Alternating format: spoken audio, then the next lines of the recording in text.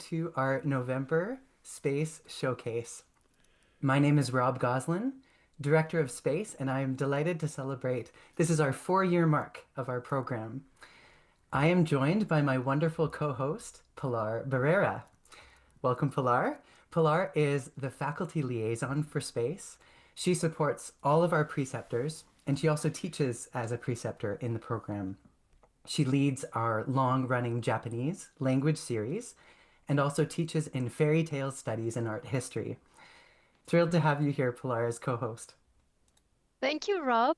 And I'm excited to introduce him as well. Rob is the director of both Space and Signum tutorials. He's a former K-12 teacher with an education degree and Bachelor of Science from the University of Regina and an MA in Language and Literature from Signum University.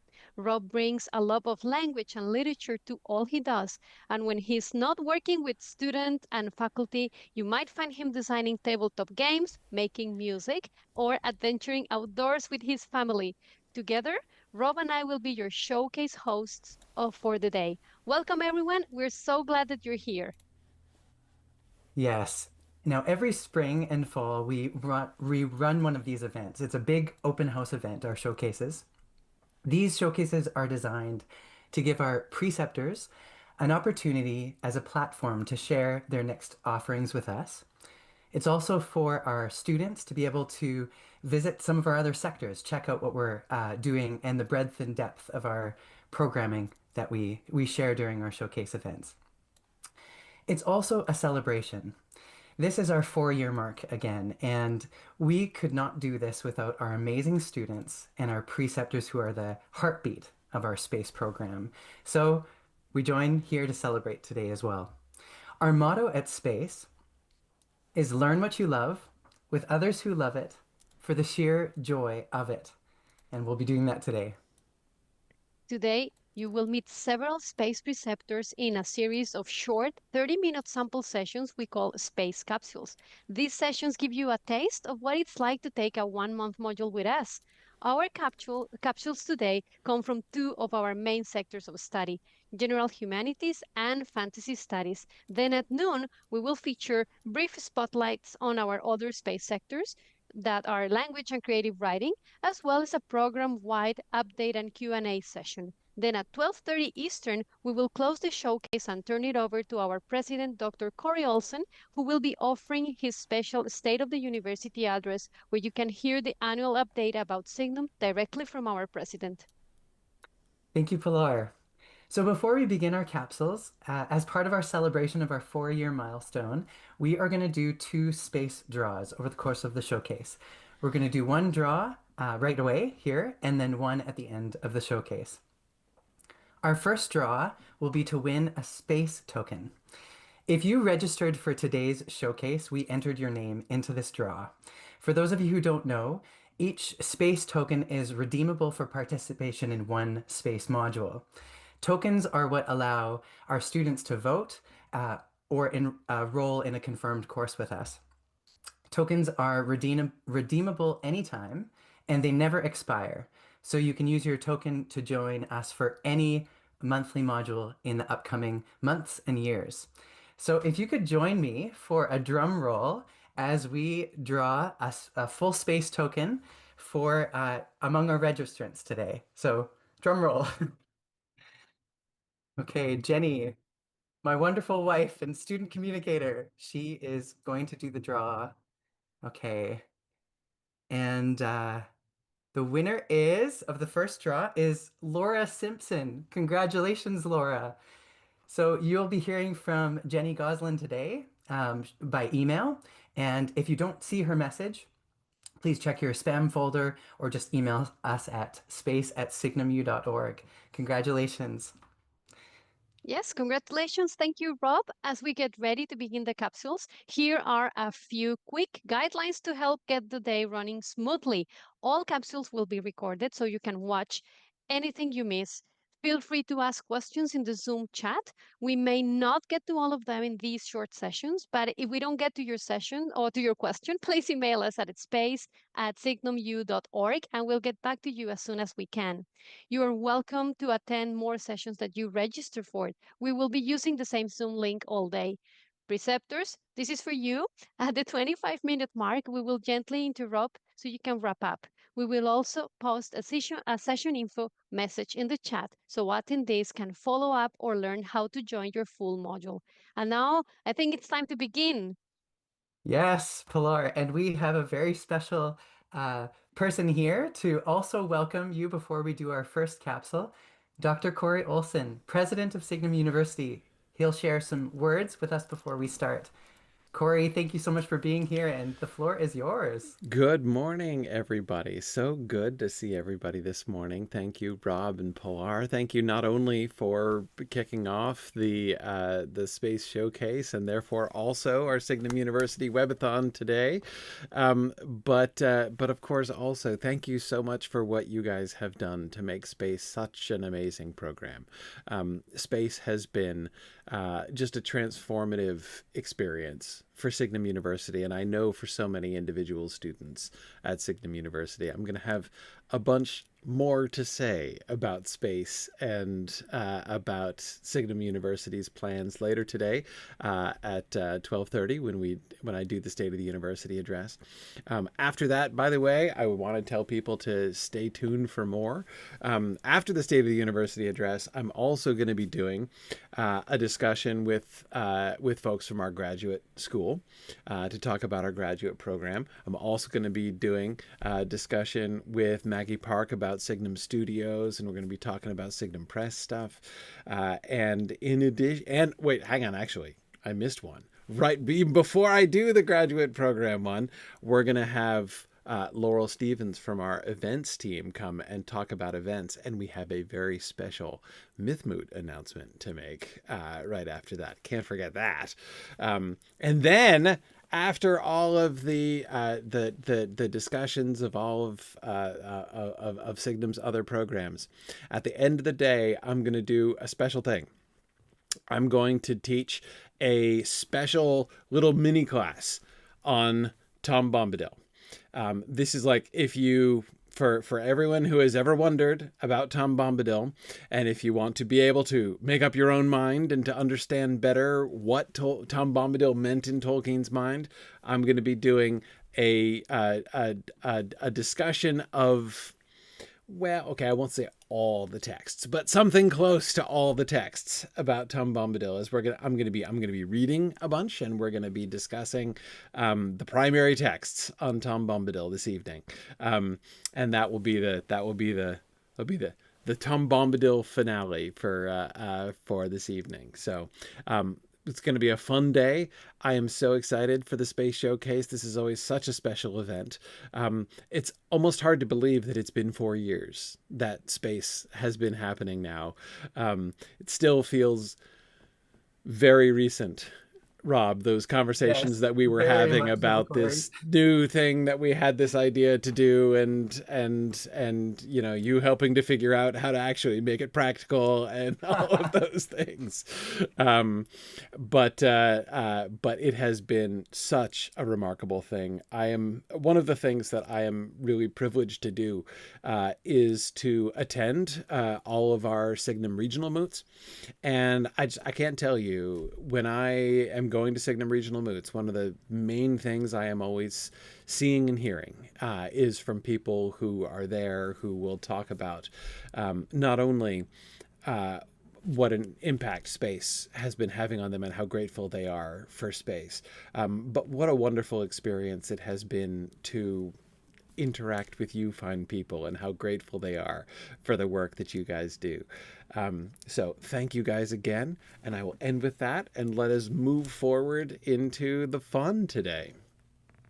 Awesome, Corey. It is so great to have you join us as we start here. And I'm just going to direct everyone to the BlackBerry page here. So if you registered on BlackBerry, what you'll see here is all of our capsules that we're going to be offering today. And when clicking on them, it will take you to the iteration page where you will be able to dive into ones that you have enrolled in for today, and ones that are that you haven't enrolled in. So please check out any of the capsules today if you're here.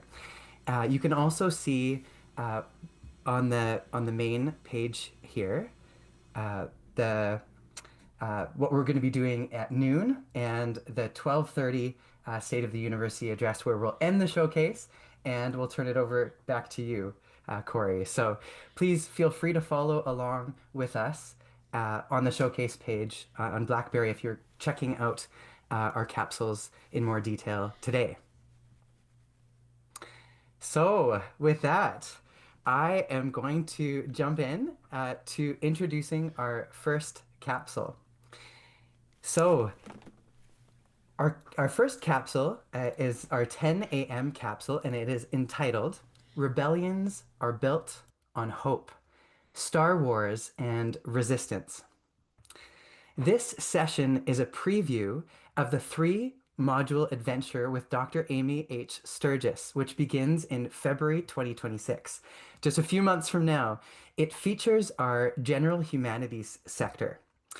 But first, an introduction to Dr. Sturgis. Amy H. Sturgis earned her PhD from Vanderbilt University and specializes in the intellectual history of speculative fiction. She is the author of 4 books and over 60 essays, and she has edited or co-edited 10 books, including Star Wars essays exploring a galaxy far, far away in 2023. A faculty member at Signum University, she also contributes looking back on genre history segments to the Hugo Award-winning podcast Starship Sofa. Her official website is amyhsturgis.com. Amy, it's so great to have you here today to kick off with our first capsule. I'll turn it over to you, Amy. Thank you so much. I am so glad to be here. Thank you for inviting me to take part. I wouldn't be anywhere else. Let me get my slides up and make sure that you can see them well here. Can you see my slides? Perfect. Excellent. Oh, I'm so excited. So let's dive in. If it's good with you, I'm ready to go. I am so happy to be with you today, and I want to thank everyone for taking time out of their day to spend half an hour with me here at the Space Showcase. Let me start out with a few dates for you. First of all, I have been teaching with Signum University since 2012. I have been with Space since 2024, and it has been a fantastic ride.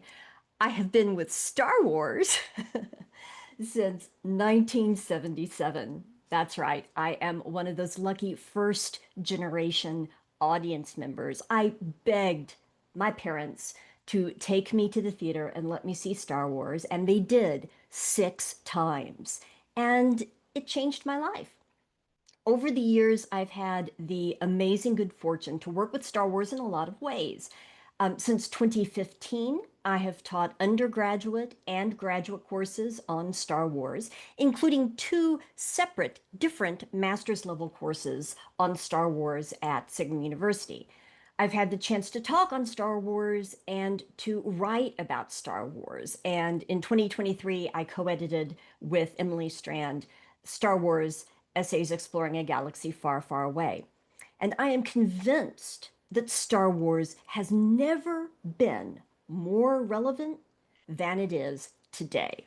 So I am beyond delighted to invite you to join me in spring 2026 as together we bring Star Wars to space for Rebellions Are Built on Hope, a Star Wars series.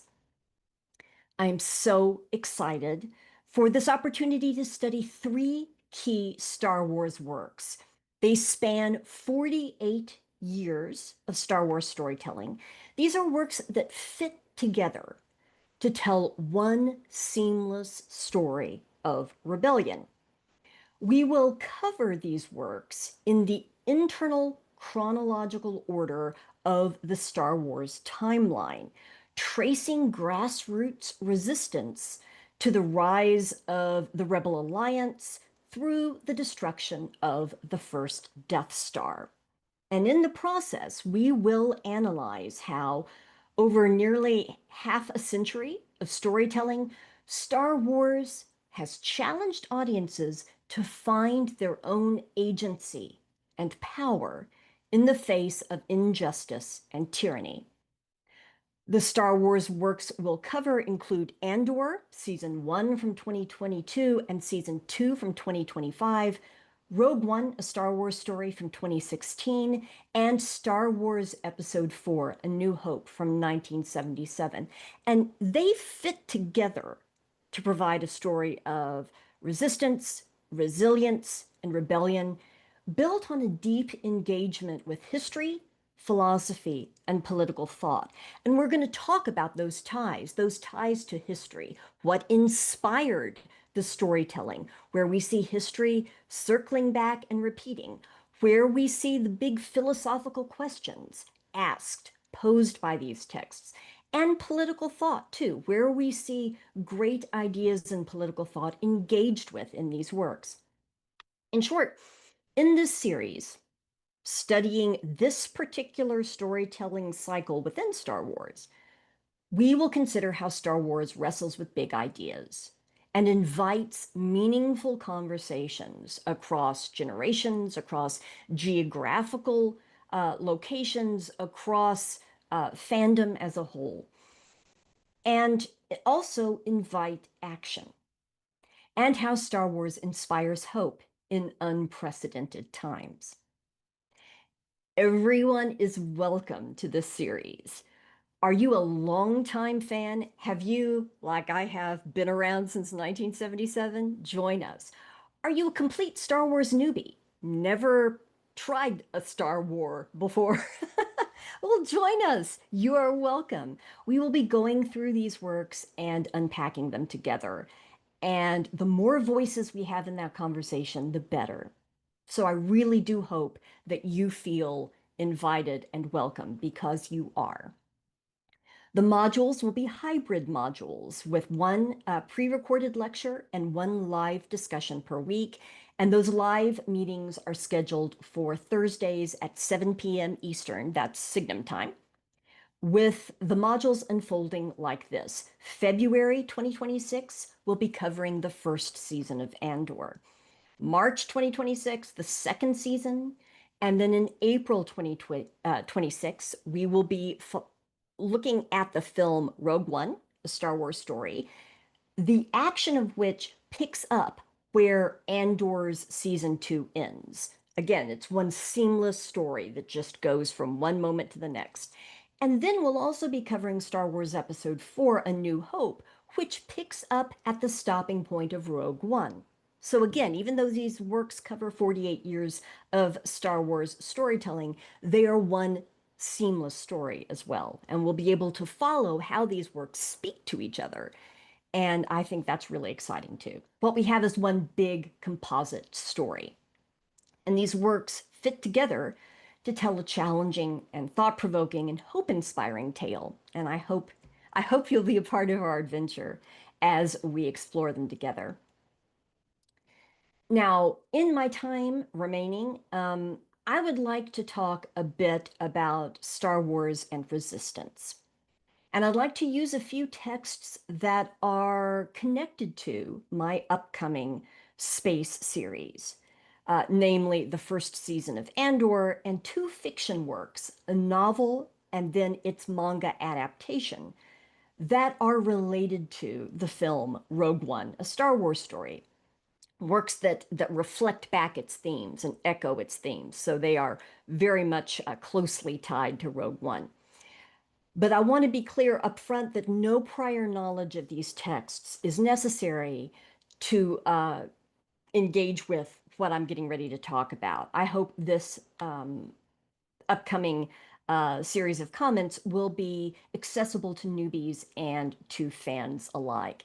And this touches on Again, what I was saying about how I think Star Wars invites us to think about how we are going to inhabit unprecedented times, how we are going to live in a space where the world is changing around us. I'd like to point out from these texts parallels in what these works have to say about community, about hope, and in the analysis that follows, also grassroots resistance. This is a big deal. And all of this is in support of the idea that rebellions are built on hope. Okay, so let's see what we can do here. Let me start with a bit of scholarship in Why Rebels Triumph, How Insignificant Rebellions Can Change History. And that is in the anthology Star Wars in History. William J. Astor notes how the Skywalker saga in Star Wars storytelling draws inspiration from a really noteworthy human pattern of aggressive, dominating imperial powers, powers with superior numbers, superior technology, superior firepower, underestimating the effectiveness of so-called underdog forces who resist them. After all, as both historical examples and the then recent Vietnam conflict had taught George Lucas by 1977, combatants who fight only because they're ordered to do so or they're hired to do so often lack meaningful connections to their cause. For that matter, outsiders encroaching on other people's homelands also lack local knowledge of the context and the terrain and the best tactics to use there. And most importantly, people who have everything to lose, they fight like it. The most recent Skywalker saga film, The Rise of Skywalker, repeats this point. As the First Order finds its polished Imperial machine, which is really overwhelming in its strength, and it is shiny, and it is fancy, and it is heavily armed, it is effectively challenged not by a formal navy, but by a volunteer ragtag fleet composed of what they call just people. Just people. Such showdowns put the wars in Star Wars.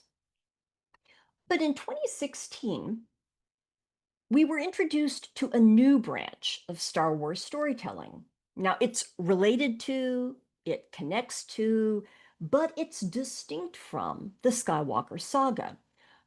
And that new cycle of storytelling offers a fresh question, actually, a whole series of questions about the shape and scale of rebellion.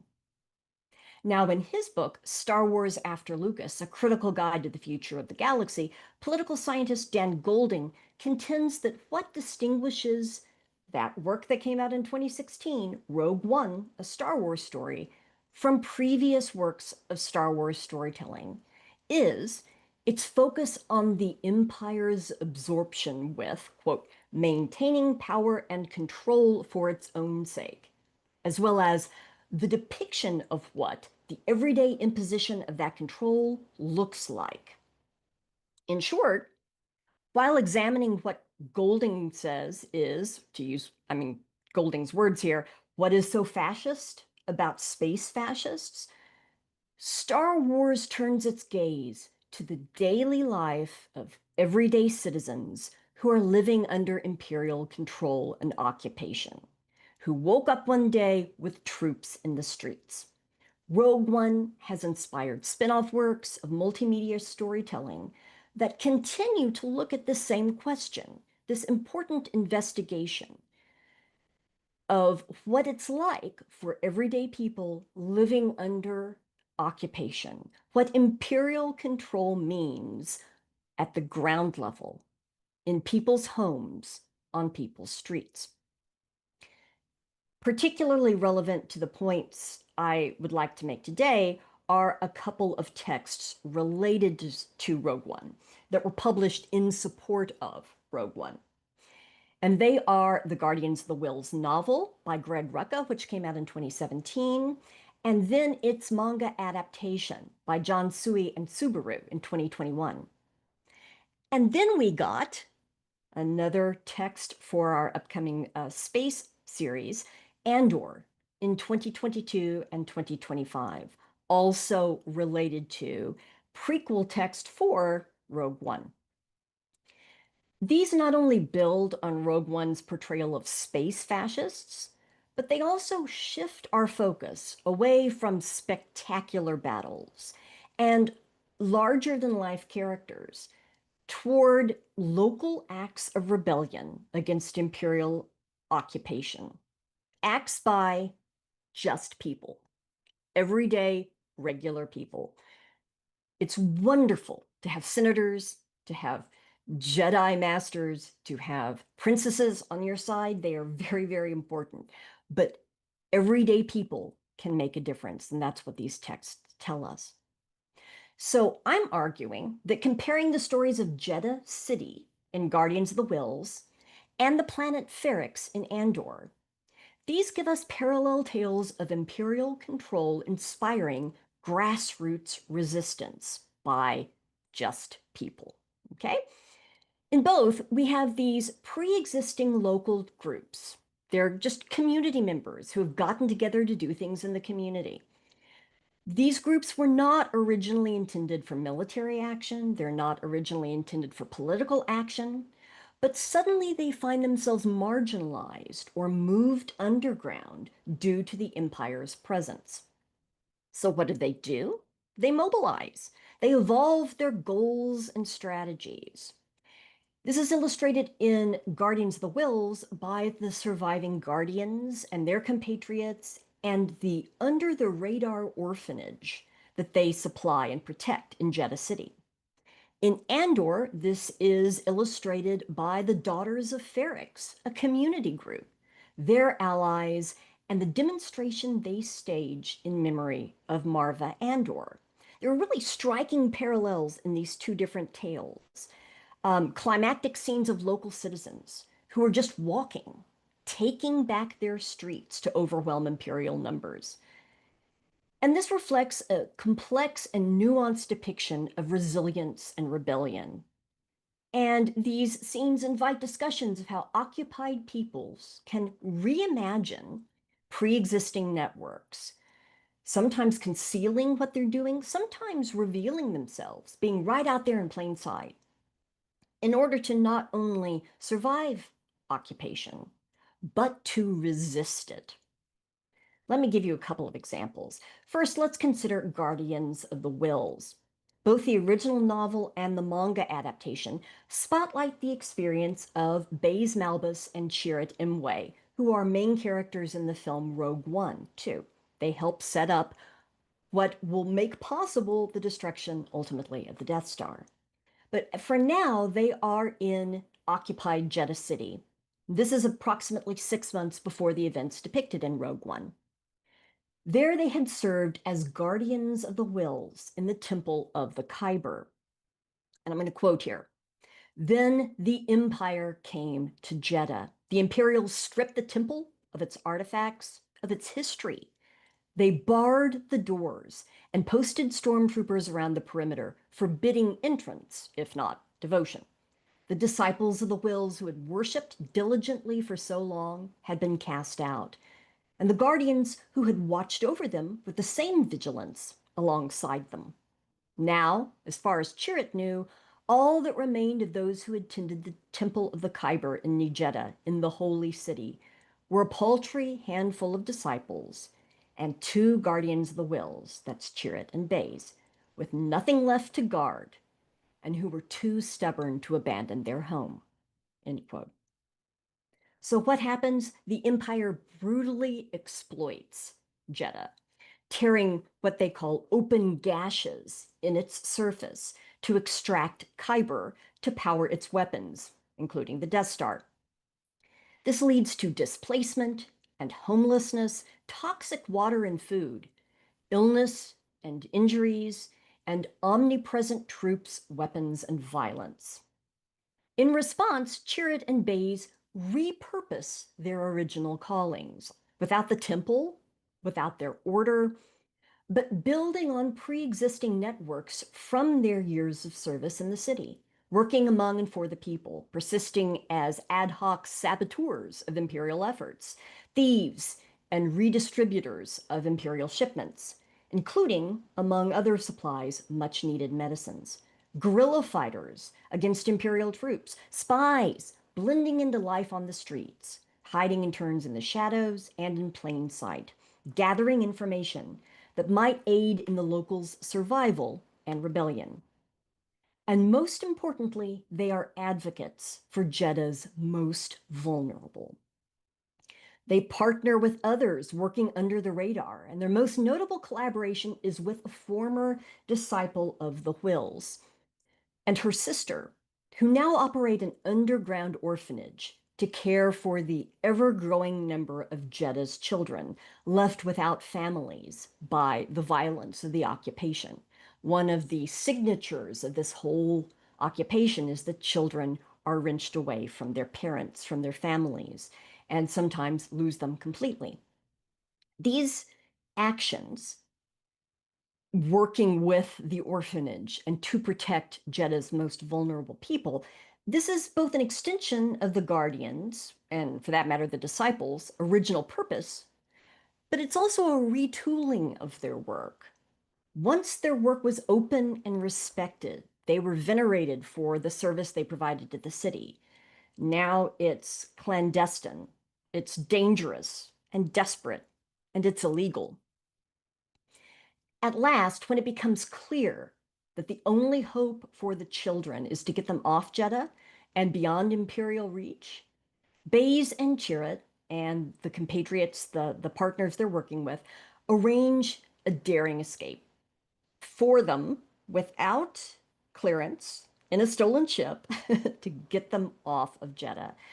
It's a public act of resistance, and it gains power from its innocuous shape and from, this is really important, from its community support. It reclaims tradition that everyone who lives in that area in Jeddah already knows. Chirrut and leads the children on a march through the streets of their home to Bays and the waiting ship. And the people of the city pour out to join them. Here again, I am going to quote. They formed not so much a column as a mass, making their way past the division wall and through the new market and into the old, and they walked without speaking. It was not, after all, unheard of to see a progression of pilgrims making their way through the holy city. Before the empire had come, it had been common. By the time the procession reached the Square of Stars, they had over 50 people trailing along behind them. By the time the stormtroopers realized they were headed to the spaceport, there were almost 500 of them. And by then, it was far too late. End quote. Thus, recreating what had already been a familiar sight before the Empire's presence, a pilgrimage, Chirrut, in his guardian's robes, visibly claiming his once-held preoccupation vocation, an act Bays recognizes as audacious in its own right. He leads children and neighbors in numbers that overwhelm imperial control to meet Bays's bold act of defiance in securing safe passage for the orphans. An occupied people come together to support and shield these actions in a unified demonstration of resistance. You can see the huge size of the crowd marching together in the top frame here. This resistance gains even more weight when we realize that Jeddah City will be destroyed in mere months by the Death Star. Saving the orphans ensured that part of the holy city lived on. Throughout the novel and the manga adaptation, we are privy to Bays's anger and Chirrut's sorrow and the weight of the burden that they shoulder for their home. But in building and nurturing this quiet and successful grassroots act of local defiance with their community, we also see reflected their consistent dedication to hope. And as Rogue One reminds us, rebellions are built on hope. So there are a lot of parallels here between the Jedans walking in resistance and Guardians of the Wills and the community members walking the streets of Ferrix in Andor. These parallels are instructive. So let's think about Andor for a minute. Andor follows the journey of Cassian Andor 5 years before the events of Rogue One. And the first season reaches its climax on Ferrix, the home world of Cassian's adoptive mother, Marva, a place now aggressively occupied by the Empire, a trap in waiting for the hunted Cassian. While this occupation is new, the threat is not. Cassian's adoptive father, Clem, was hanged in the town square by the Imperials 13 years earlier after a local protest, which echoed with calls of free Ferrix. Here we see another repurposed organization, this time the Daughters of Ferrix, derogatorily dismissed by Imperials as a social club. This group, of which Marva had once been the president, clearly works, just like the remaining Guardians and Disciples did on Jedha, both in the shadows and in plain sight, to maintain community bonds and communication networks, shield acts of disobedience and rebellion, and most importantly, support the most vulnerable. Members first care for Marva during her final illness and then arrange her funeral, and her funeral becomes an act of resistance. Like Chirrut in his robes, leading a pilgrimage of sorts, members of the Daughters of Ferrix identify themselves by their conspicuous dress on the day of Marva's funeral, complete with an honor guard, band playing somber music. And they pick up everyday citizens in numbers as they march through the winding streets and defiantly reclaim a tradition, a mourning funerary tradition that predates imperial occupation. They walk under watchful imperial eyes, and their walk culminates in the playing of Marva's holographic farewell address to her community, outdoors for everybody to see. From the dead woman's lips comes a call for grassroots resistance. She says, "The Empire is a disease that thrives in darkness. It is never more alive than when we sleep. It's easy for the dead to tell you to fight, and maybe it's true. Maybe fighting is useless. Perhaps it's too late. But I'll tell you this. If I could do it again, I'd wake up early and be fighting these bastards from the start. Fight the Empire." And the assembled locals rise up. When Marva's droid is overturned by an Imperial officer for broadcasting her posthumous speech, the mourners erupt into a riot, fighting well-armed Imperials with whatever they have at hand. Marva's own funerary stone, made of her ashes, is used to knock out an Imperial trooper who would attack her friends. In the process, this act of resistance makes possible, as in Guardians of the Wills, rescue and escape. In this case, the chaos and confusion provides cover for Cassian to liberate his friend Bix, who had been held and tortured by the Empire, and then slip away to join the spy network that leads him to his future with the rebellion. While both the Imperials and the Ferrix community suffer losses in the resulting tumult, it is clear that Marva's call to resistance, made possible by the Daughters of Ferrix, has set in motion forces that will shape the destiny not only of that planet, but of the entire galaxy. It is fitting that in Andor, there is a montage before Marva's funeral and Cassian's escape that reminds us of the words of the late revolutionary charismatic. Let me get my mouth to work here. Charismatic. And Nimic had said in his manifesto, quote, "There will be times when the struggle seems impossible. I know this already. Alone, unsure, dwarfed by the scale of the enemy. Remember this. Freedom is a pure idea. It occurs spontaneously and without instruction. Random acts of insurrection are occurring constantly throughout the galaxy. There are whole armies, battalions that have no idea they've already enlisted in the cause. Remember that the frontier of the rebellion is everywhere, and even the smallest act of insurrection pushes our lines forward. And also, remember this. The imperial need for control is so desperate because it is so unnatural. Tyranny requires constant effort. It breaks, it leaks. Authority is brittle. Oppression is the mask of fear. Remember that. And know this, the day will come when all these skirmishes and battles, these moments of defiance, will have flooded the banks of the empire's authority. And then there will be one too many. One single thing will break the siege. Remember this. Try. End quote. And here is a key Ms. Burgess, takeaway from sorry for the these. interruption. We still have 5 minutes. Just wanted to let you know. Thank you so much. I will be on time, I promise. Thank you. I appreciate it. Here's the key takeaway from these glimpses into the journeys of Baze, Malbus, Chirrut, Imwe, and Cassian Andor, journeys that make possible the destruction of the Death Star and ultimately the defeat of the Empire.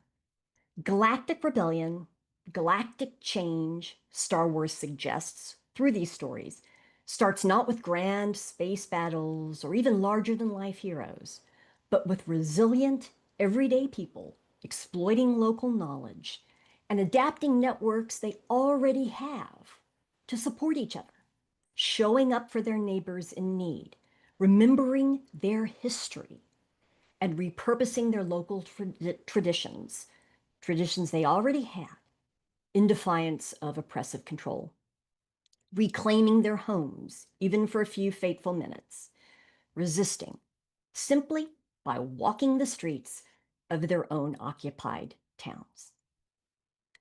This returns us to Astor's thought, on why rebels triumph.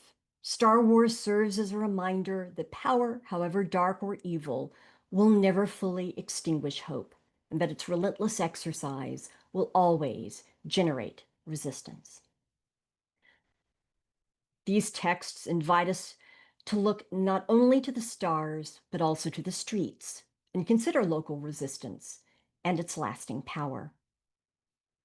All that said, I really hope you will join me as we talk about the big ideas behind Star Wars, unpack these incredibly rich texts, and discuss them together in Rebellions Are Built on Hope, a Star Wars series in spring 2026. Thank you so much for your time and attention today, and may the Force be with you. May the Thank you. force be with you, Dr. Sturgis. Thank you so much for this excellent session. We invite you, our audience, check out Dr. Sturgis's module. It is available for enrollment already. You can go onto BlackBerry. We'll put the session post back into the chat so that you can take the direct link there. In order to enroll, you need a token, which you can also get from BlackBerry.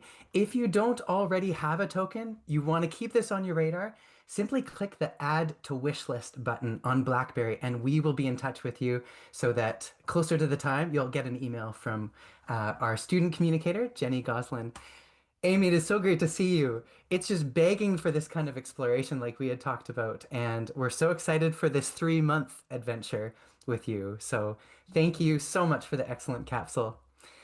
Thank you. So yeah, so take a look at that session post that we'll make here, and you can get more information straight from BlackBerry about Dr. Sturgis's module, February through April. And also in that session post, we'll communicate our contact details so that you can get in touch with us if you have any questions along the way. So with that, we are ready to move to our next capsule, and over to you, Pilar. Thank you. I think we're ready for our next capsule, which features our fantasy studies sector. It is called The Inklings. Who were they and why do they matter? It is presented by Dr. Gabriel Schenk. And please note that this is already a confirmed module in December. You can still enroll, and it's running. So let me introduce to you Dr. Gabriel Schenk. Gabriel lives in Oxford and teaches online at Signum's MA and Space program and in person through Oxford University's Department for Continuing Education.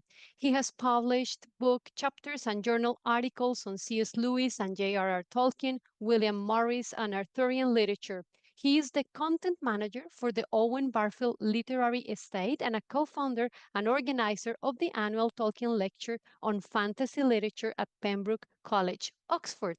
So without further ado, over to you, Gabriel. It's great to have you here. Thank you so much, Pilo. It's great to be here. Great to see you all as well. Thank you so much for coming out this morning. I'm going to share my screen, and I have a few slides about this topic, which is the Inklings. Who were they and why do they matter? And just to warn you, I weighted much more on who were the Inklings in this session and much less on why do they matter, because why do they matter is a really important question, but it's a question I want us to think about more openly than me telling you why they matter. I want you to think about that question. And if you take the course with me in December, then this is a question we'll be thinking about all the way through our time. The capsule will be a brief introduction to next month's course, which, as Pilar says, there is still time for you to sign up. Please do join us if you can. And I will be giving a mini lecture, but please interact. I'd love to have your comments, your questions, your interventions, your ideas. There will be times during this talk where I will be asking you direct questions, but please do pipe up at any point. And just like Dr. Sturgis and all the other capsule givers today, I will be speaking for 30 minutes. I think someone very helpful is going to pop up after 25 minutes and let me know that my time is running out. So we don't have a lot of time today, but hopefully this will give you a few ideas about this course and about this topic. So to begin with, who were the Inklings? Let's get that out of the way, because I've been talking Inklings, but you might not know what that word means. You might have been hearing about this term for the first time. You might have just come off the street and just seen the title, Who Were the Inklings, and want to find out.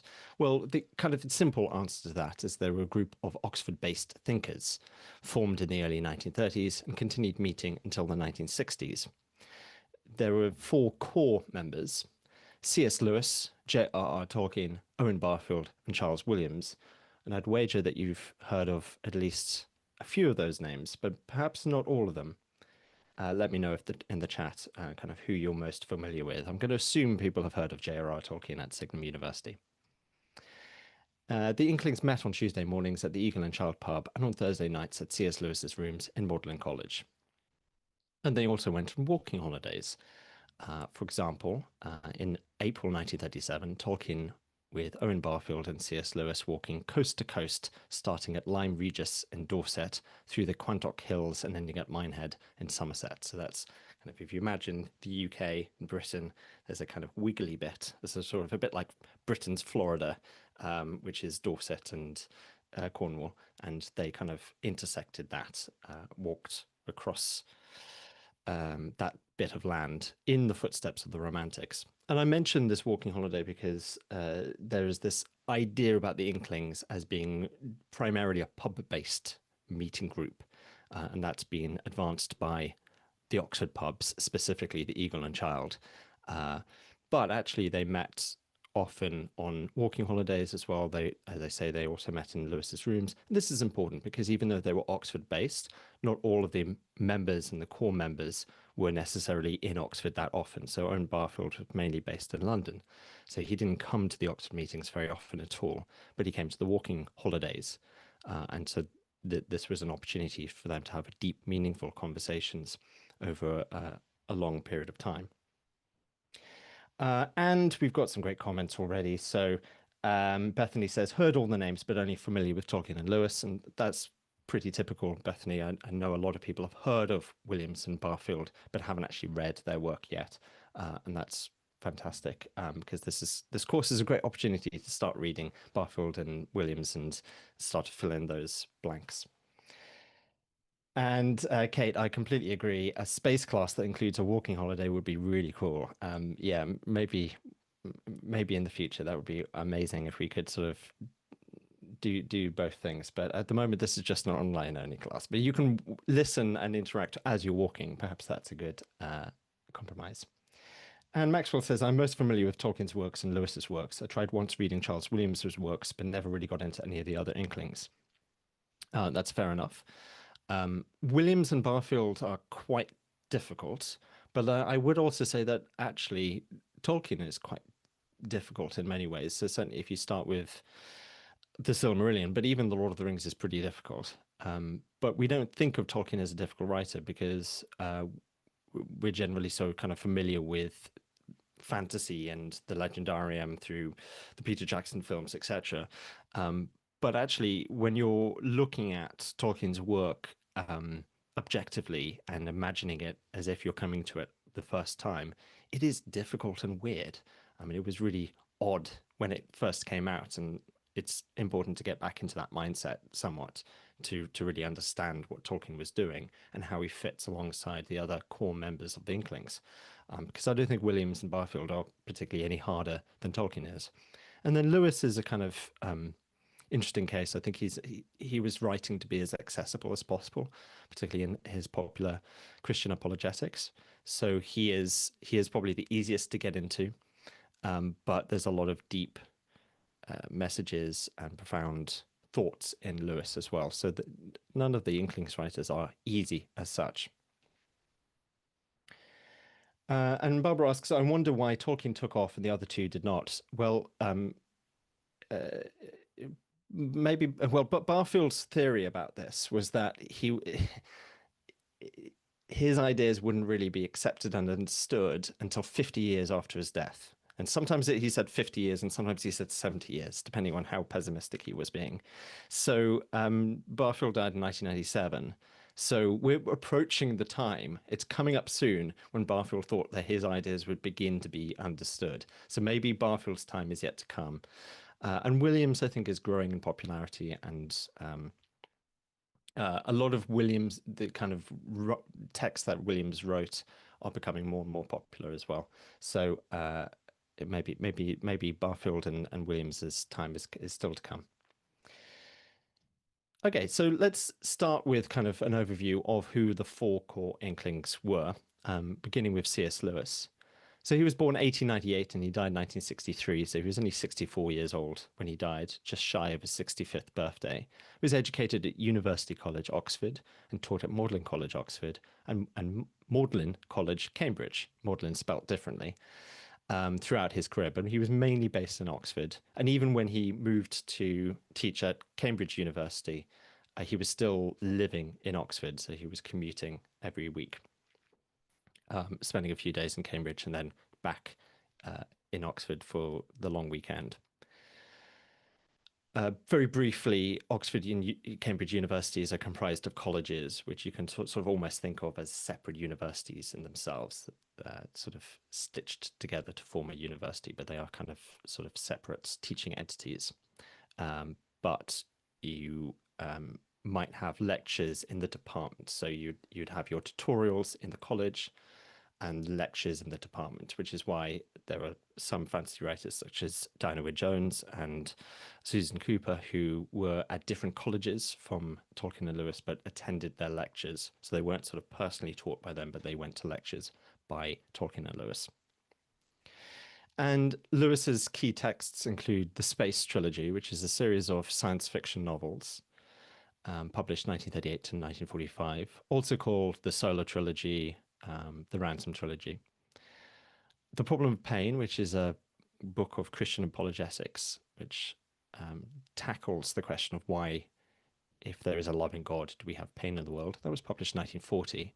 The Screwtape Letters, which is a serialized set of letters from a senior demon to a junior demon, giving advice on how to corrupt a man, was published 1942 in the Guardian newspaper and then separately published as a book. And Screwtape Letters was really important in putting Lewis on the map and making him a well-known person, an author, as was his book Mere Christianity, which was published in 1952, but based on a series of very popular broadcasts he did on BBC Radio during World War II. So these were broadcast 1941 to 1944. And this is a series of talks that explain what Christians believe. And then finally, the last kind of key text to mention is the Chronicles of Narnia. It's a series of 7 children's fairy tales published between 1950 and 1956. And this is probably the part of Lewis's work that you're most familiar with. And Julie, fantastic point. Lewis died today in 1963. You're absolutely right. I hadn't made that connection. So it is Lewis's death day today. And it was also, I think, the day that Aldous Huxley died, and I believe the day that JF Kennedy was shot. And I think also probably the day that Doctor Who premiered as well. So it was a very busy day back in 1963. Someone correct me if I'm off with the day or two on some of those dates.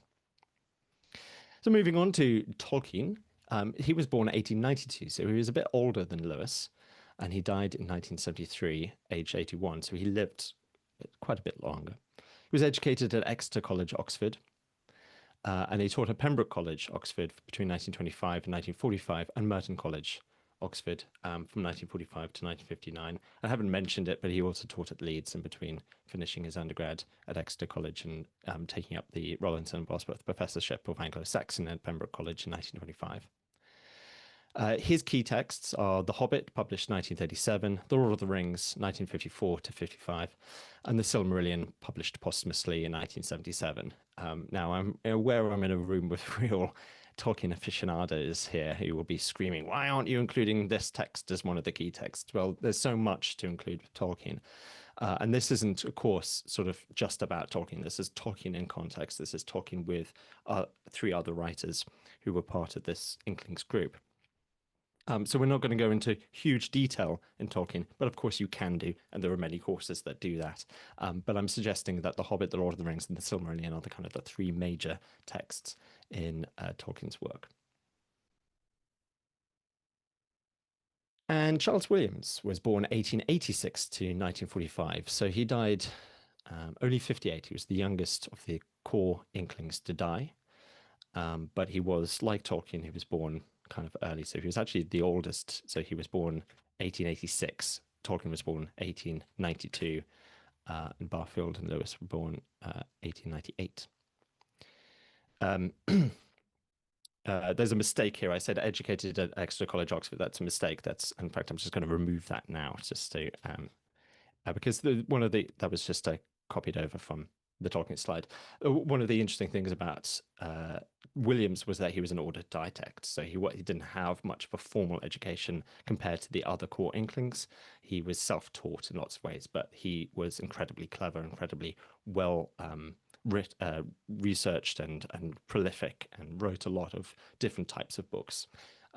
His key texts are War in Heaven, the novel published in 1930, the novel The Place of the Lion, published in 1931, and 2 books of Arthurian poetry, Taliesin through Logos, published in 1938, and The Region of the Summer Stars, published in 1944, 2 really beautiful collections of Arthurian poems. We're going to be reading a section of The Place of the Lion, which is a book that C.S. Lewis read and absolutely loved, and wrote to Williams to invite him to come and be a member of the Inklings group as a result of reading it.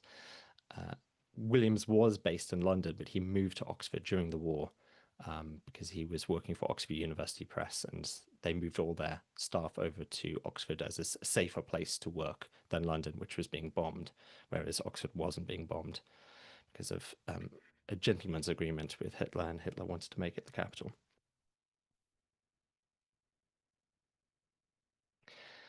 And Owen Barfield, born like C.S. Lewis in 1898, died 1997. So he was not the oldest Inkling by any means, but he was the oldest when he died. So he died age 99, in the 100th year. Incredibly long-lived and incredibly prolific throughout his life. And his work is really fascinating to read from that perspective as well, because he lived long enough to comment on a lot of things that Tolkien, Lewis, and Williams could not have commented on. So Barfield's novella Eager Spring, for example, has characters using cell phones and talking about climate change. He was educated at Wadham College, Oxford, but his main job was working as a solicitor in London. So not an academic, unlike Tolkien and Lewis. Although Lewis did try to get him a job teaching at Oxford University, which fell through. Lewis also got Williams' work teaching at Oxford University, but neither Williams nor Barfield were academics by trade. Barfield's key texts include The Silver Trumpet, which was the first fairy tale published by an Inkling, and kind of a test case for Tolkien and Lewis to write The Hobbit and The Chronicles of Narnia, respectively. Tolkien described The Silver Trumpet as a great success with his children, and when he read the text out to them, and we'll be reading some of The Silver Trumpet in this course. The Silver Trumpet has a wonderful new 100th anniversary edition that just came out this year, which I helped work on as part of the Owen Barfield Literary Estate. And it has these beautiful illustrations, and it's a really great book to pick up if you want to.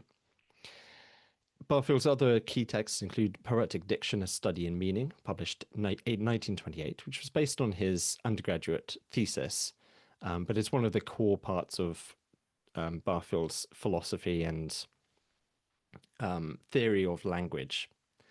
And his book, Saving the Appearances, A Study in Idolatry, published 1957, is probably the key text in understanding Barfield's philosophy. And I don't have time to go into all of Barfield's philosophy and explain it in detail, but the crux of it is that he was a philosopher of the evolution of consciousness. So he thought that there was just as there was an evolution in human biology and human physical bodies, there was also an evolutionary journey from our consciousness, but it's not kind of a sort of starting very basic and then going more and more advanced like it is with our physical bodies, perhaps, but it's more of a kind of a curve. So we start off with this, what Barfield calls original participation, which is a sort of heightened way of participating with the world. And then we move into a kind of an age of idolatry, but we can go into what he calls final participation, which is a way of participating in reality in a more profound way than we are currently doing, but with the knowledge that we've gained along the way. And that's a very basic way of putting it. But once you understand Barfield, you see a lot of Barfield in Lewis and Tolkien, especially.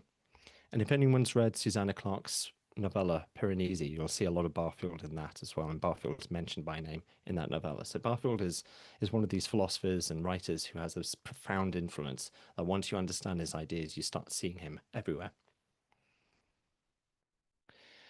And this is just a quick example of how Barfield's legacy is still being understood and still being written and debated.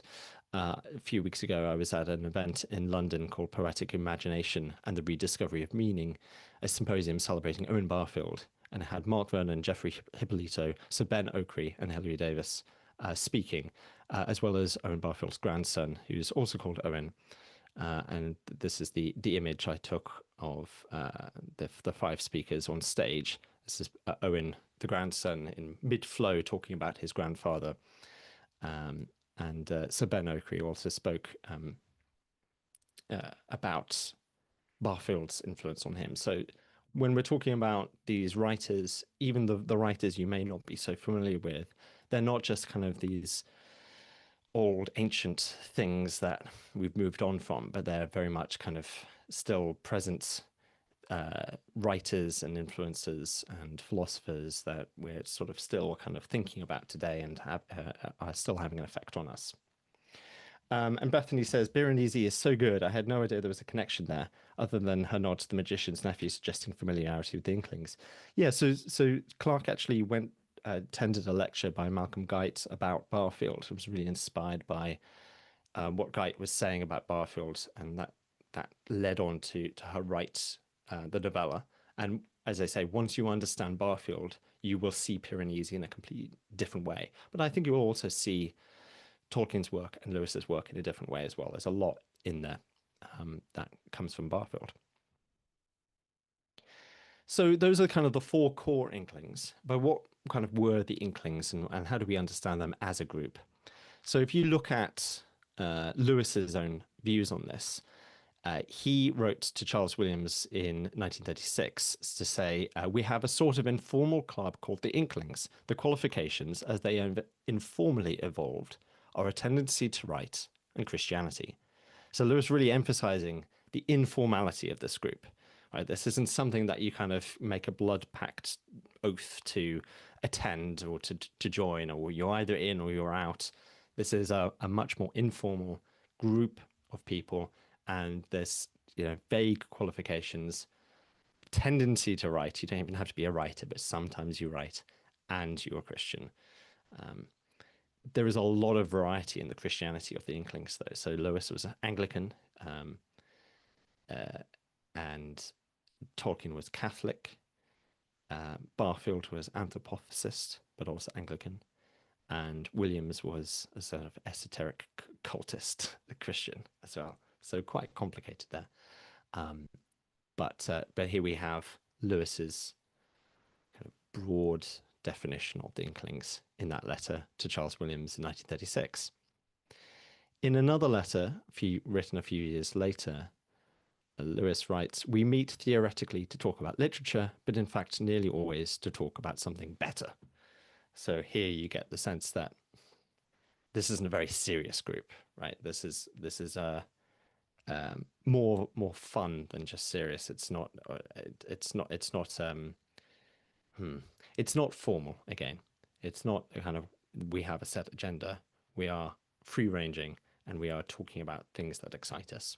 So there is a seriousness to that, but there's also an informality and a fun sense, or kind of finding a joy element to the Inklings meetings, according to Lewis.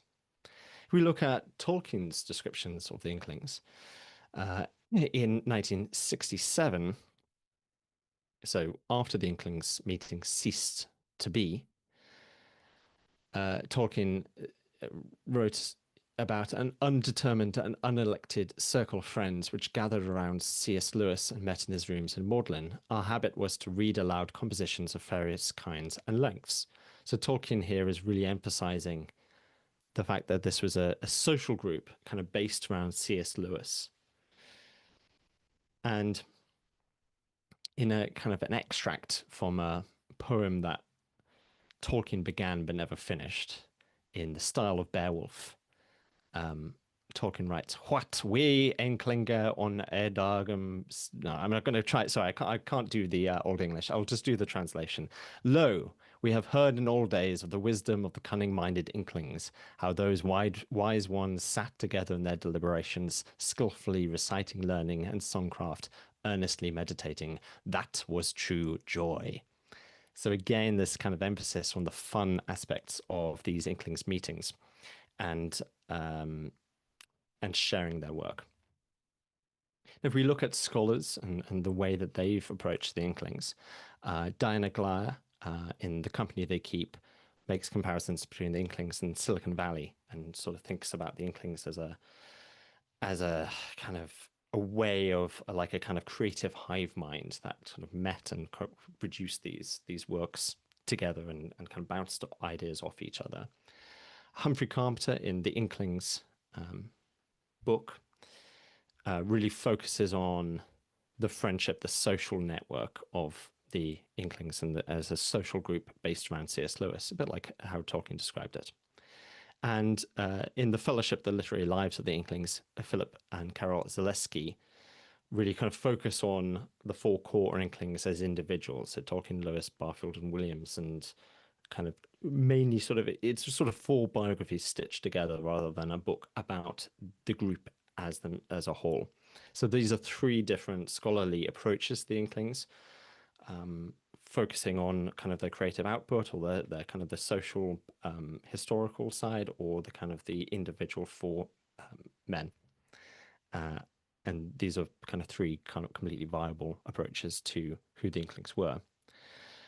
But there's lots of disputes about who the Inklings were, and indeed who the four core members were. So some people refer to them as four core members, but others refer to just Lewis and Tolkien, or maybe three, Lewis, Tolkien, Williams, or they talk about kind of a broad circle of people. Perhaps even like a neural network, to use a term that Serena Higgins used at MythMoot a few years ago. If you think of the Inklings as less of a specific group and more of a kind of broad neural network, then you can bring in other writers such as Dorothy L. Sayers, George MacDonald, G.K. Chesterton, people who may not have even overlapped with the Inklings in terms of their lifespans, but interact and overlap with the Inklings in terms of their work. You could also bring in people like Alan Garner and Philip Pullman, who came later. Pullman briefly met Tolkien at a dinner, but you could argue that his work is sort of in conversation with the Inklings' work, and so why not include him as well? Even if you just think about, thank you, Pilar. Even if you just think about who attended the actual meetings, it's a very wide cast of people. So I've got some images on the screen here of different people who attended multiple meetings. So Warnie Lewis, C.S. Lewis's brother, who was a military historian, is notable. Neville Coghill, who did a very notable translation of Chaucer's Canterbury Tales, which was broadcast on the BBC's third programme. John Wayne is another interesting example. He was one of Lewis's students, so a much younger member of the Inklings, along with Roger Lancelot Green and John Walsh. Wayne is also interesting in that he was also a member of other literary movements, such as The Movement and also Angry Young Men. So the Inklings can be understood in this kind of wider context of literary movements as well as a social group. And then so far I've only been mentioning men, but there are some very notable women and female thinkers and writers in kind of the wider Inklings. So these are people who didn't attend Inklings meetings, but they are part of the kind of the neural network or the circle of the Inklings. Ruth Petter, Joy Davidman, Sister Penelope, and Dorothy L. Sayers, to name just four. And I think Sayers is particularly important for thinking about Lewis's work in the Chronicles of Narnia. I don't think that Lewis would have written the Chronicles of Narnia without Sayers' The Man Born to be King. Having been such a success. And Joy Davidman, such a profound influence on C.S. Lewis that he ended up marrying her twice, in fact. So I'm coming to the end of my time. Some comments here. Sarah says, I just love these images. I wonder what I'm missing from the other bits, but one of this one of talking with Gollum, the pipe and pointed ears. Yeah, so these are the images on the slides of the four core Inklings from the Jewish Review of Books, and you can sort of see a little bit of their personality there, with this Barfield with a pipe and poetic diction in hand, Williams with some tarot cards to show his kind of interest in magic and cultism, Jack, so C.S. Lewis, sitting on a pile of books and smoking a cigarette, and then Tolkien with a massive pipe and Gollum in the background.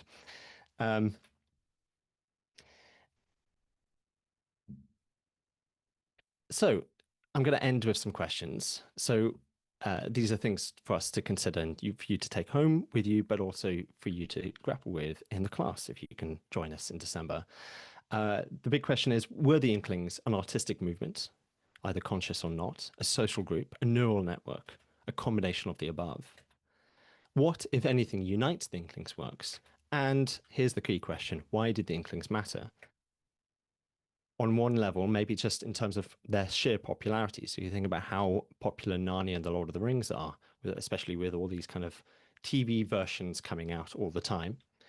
But my answer to the question, why did the Inklings matter, is I think the Inklings help us see magic in the world. And to really understand what I mean by that, you have to take the course.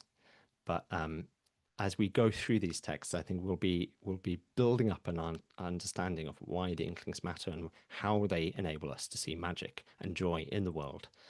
And you might be coming up with your own answers to the question, why did the Inklings matter, as well?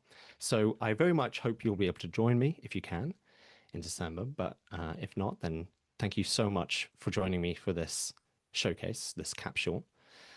I hope it's been useful.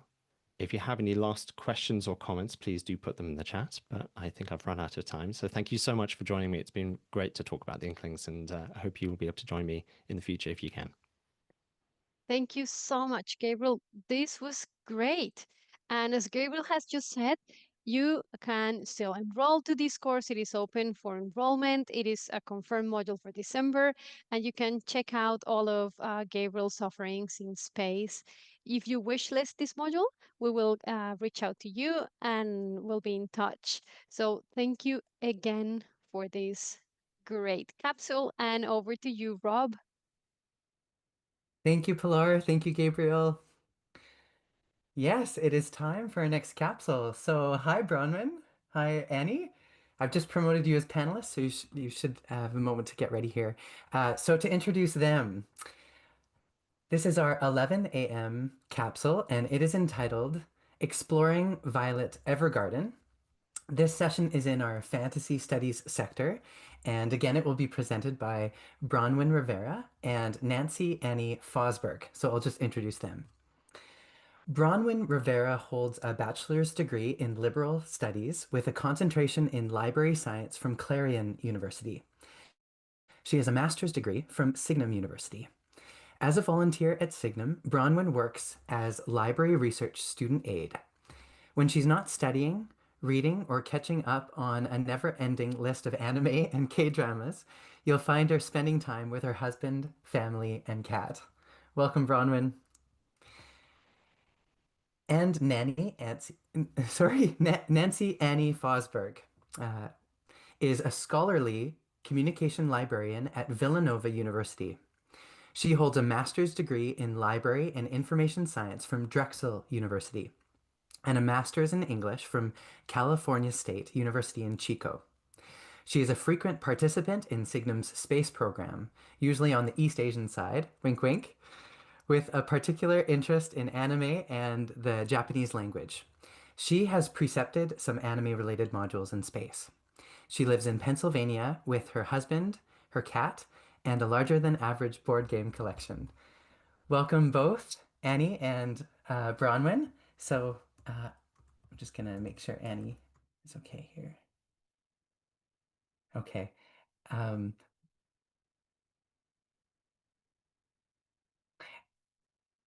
Annie may just be reconnecting there, Bronwyn. So maybe I'll pass it over to you, No, Bronwyn. no, I'm here. Oh, I'm are you here. there? Oh, you are there. Okay, I was just testing you. Okay, over to you both then. You should be able to share your screen.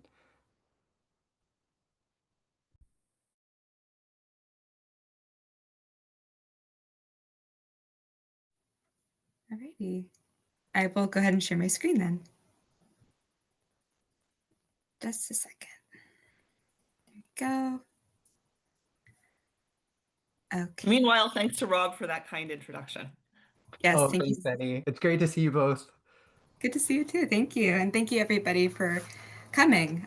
Okay, welcome to Exploring Violet Evergarden. This will hopefully be the second module that Annie and I will co-precept together. Our first one was Eating Our Way Through Anime all the way back in 2023. So I think it's about time we do another one. And that will be in January. And Annie, if you'd like to take it away with our introduction. Yeah, so this is a module about the anime series Violet Evergarden.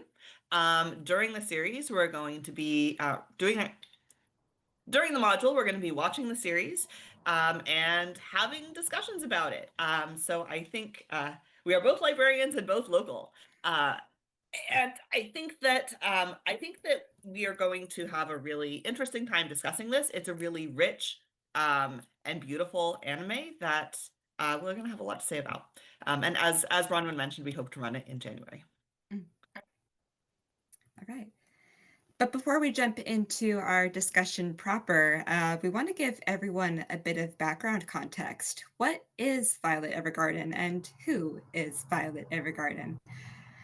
Like many anime series, Violet Evergarden began as a published text known as a light novel. And simply put, you can just think of that as something between a young adult novel and a graphic novel geared towards a Japanese audience. And this was created by author Kana Akatsuki in 2014. And the story goes that Akatsuki entered the first volume of Violet Evergarden for Kyoto Animation's 2014 awards contest. And this was a writing competition that ran between 2009 and 2019. And anybody, regardless of writing experience or chosen genre, could enter the contest for a chance to have their original work adapted to the big screen. And because the rules were relatively loose, it had to be original work and it had to fall within a certain word count. The writers didn't compete against each other, but they were competing to meet the judges' still very high expectations. So, in that span of 10 years, the only work to walk away with the award's grand prize was Violet Evergarden, because not only did it meet the judges' standards, it exceeded them, especially in terms of Akatsuki's ability to write emotionally moving, thought provoking prose and dialogue, which they hadn't seen with too many previous entrants. So, as promised, the series made its anime debut in the form of a 13 episode series that ran from January to April 2018, followed by a spin off film in 2019, Violet Evergarden, Eternity and the Auto Memory Doll, and a final movie in 2020, which is just Violet Evergarden, the movie.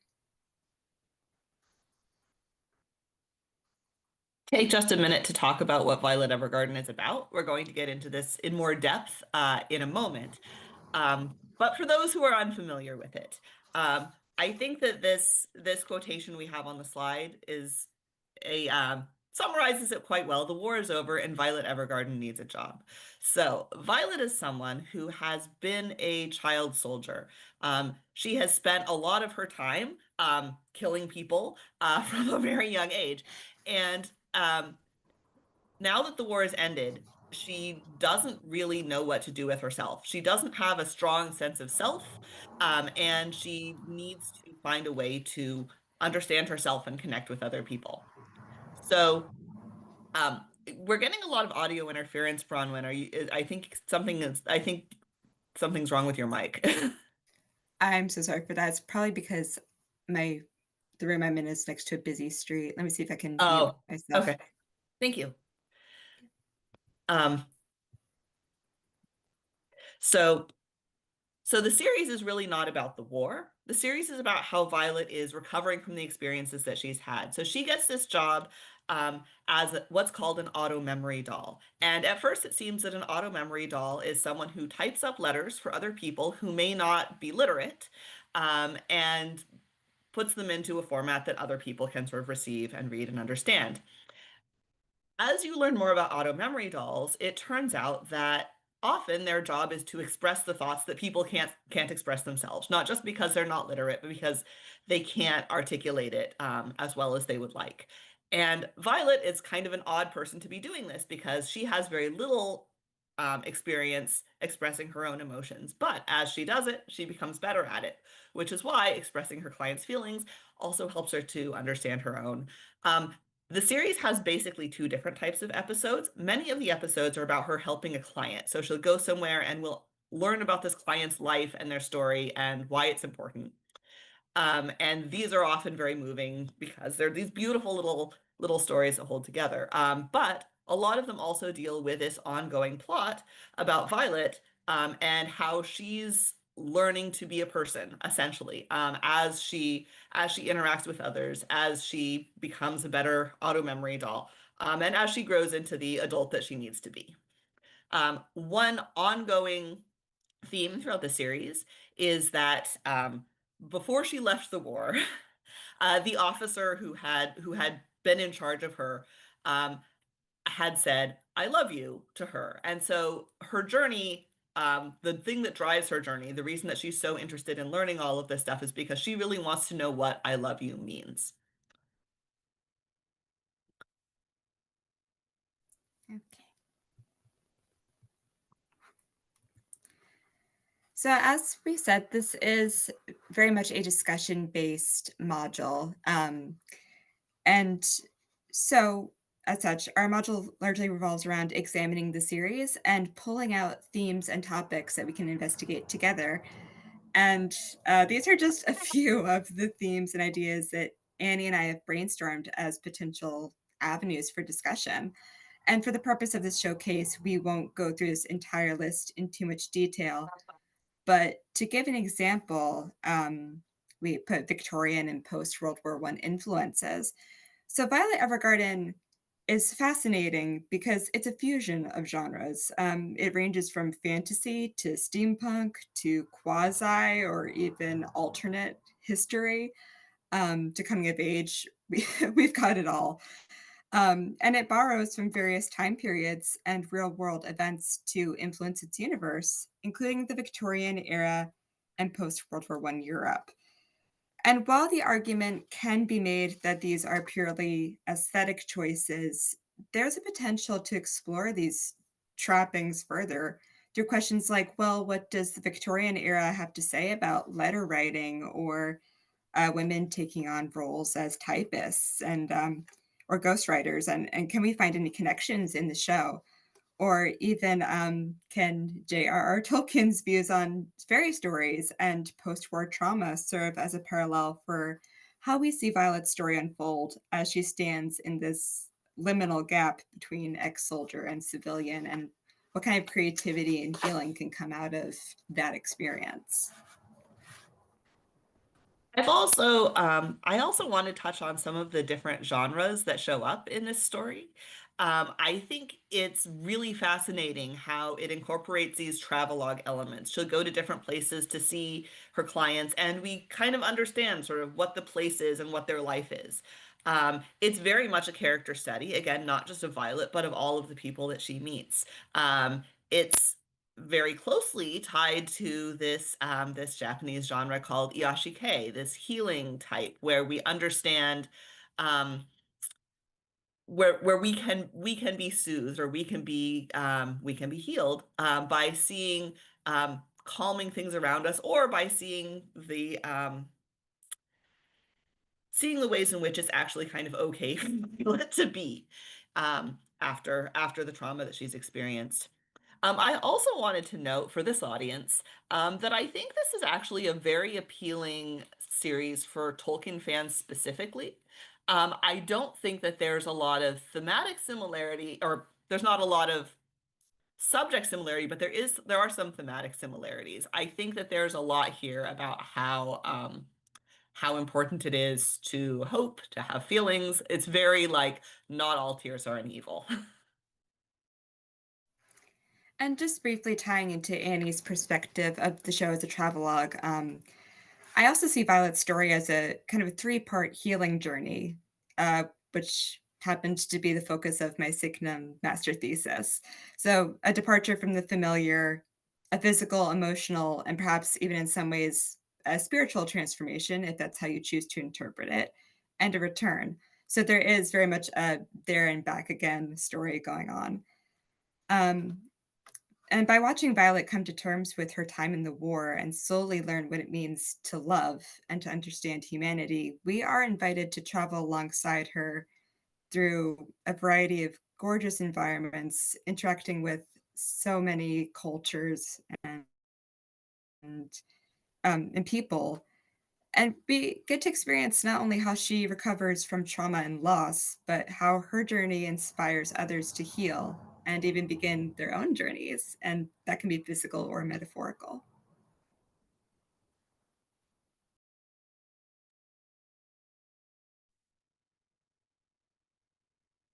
So you're probably wondering what kind of class this is going to be, what experience you'll have if you join it. So, as Bronwyn mentioned, this isn't a very long series. So we actually are going to have time to take our time with it and to carefully think about each of these episodes and each of these movies. So we're going to be doing it in chronological order, starting with episode one and ending with the movies. And each class session, we are going to watch two episodes, or when we get to the movies, one movie per session. Um, and as preceptors, we'll provide some context and our thoughts, but the really important thing is that we're going to be developing some discussion questions and prompts where we're going to encourage everyone who's in the module to participate and to have what I'm sure is going to be a really interesting and insightful conversation about it. One of my favorite things about space classes is all of the conversations that I can have with people in there, and I'm really looking forward to these discussions. So the best parts of the class are going to come from you. And just to note that, of course, we strongly recommend at least some familiarity with Violet Evergarden before taking the class, just to enhance your enrichment of the series. But we don't require anyone to know the story inside out and backwards. Annie and I both have a lot of love for this show, but as she said at the beginning, it's a very rich series. It's very multi-layered. So there's always something new to notice and wonder with each rewatch. So we welcome all perspectives, impressions, and discoveries to help us shape our ongoing discussions about Violet Evergarden and to challenge us to, like it says on the tin, explore Violet Evergarden in different ways together. So The two of us also have very different perspectives on it. Bronwyn has been doing this scholarly work on it for a year and a half, and I have more of a fan perspective. So I hope that the class can represent just a confluence of ways of looking at Violet Evergarden. Absolutely. So I think we are ready to jump into our video clip example. So we're going to have a clip, and the purpose of this clip is to give everyone who's here listening to this space capsule an idea of what kinds of discussion we can have in class. Since discussion is so central to the class, we wanted to include some of it here. So we're going to invite everyone to participate in a chat, and pay attention to what you're seeing, of course. See what we can pick out and talk about.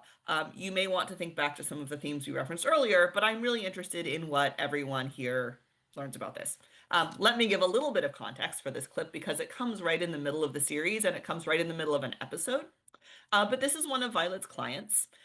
She's trying to help him finish his play, and he's been suffering from some writer's block. And well, you'll see what she does. But I really am interested in using this clip to look at how she works and what she does. So without further ado, I'm going to start the clip right now. Let me know if, or Bronwyn will start it, I think. Let me know if there are any problems with the sound. Just unmute myself. And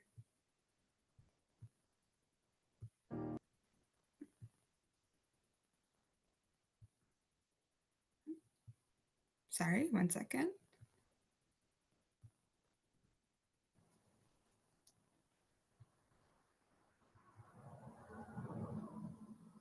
We're still seeing the video being played, okay? Oh, that's strange. Okay. It's on the Okay. Okay, next slide now for we me. can see the discussion Oh. capsules. And it's Now we can. better. And yeah, apologies to those who have tech problems. I hope that it didn't make the scene too difficult to understand. Let me know if I need to explain it further. But I do want to start just by asking if anyone saw anything really interesting in that they would like to start the discussion with. Otherwise, of course, we have these questions prepared.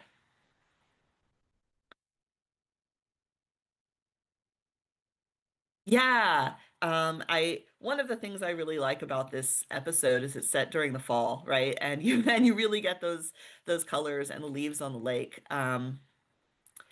And the show does something throughout where the present you have all of these brilliant colors, but then when it has flashbacks to the war, everything is in gray and brown and dark.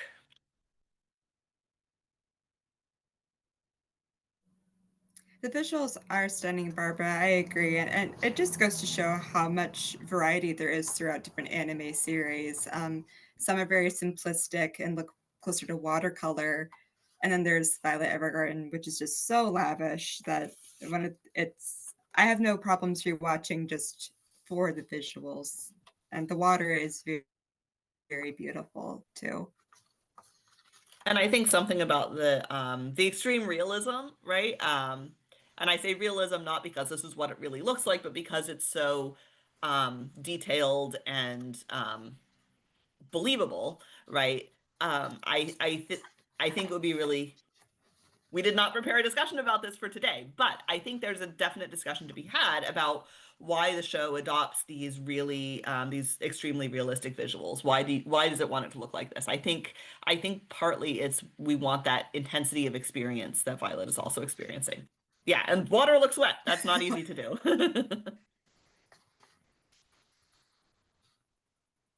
And yeah, Pilar, I think that's a really good observation. The Violet really does everything she can for her client.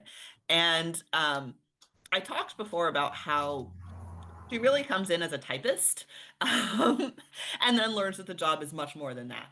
So the beginning of this scene I thought was really interesting because one of them is a playwright and one of them is just transcribing, but it's really a dialogue, right? They're working together to create the scene. And in fact, Violet reminds him of things that he's already established, and she includes and she like asks him questions that are sort of substantive, useful questions.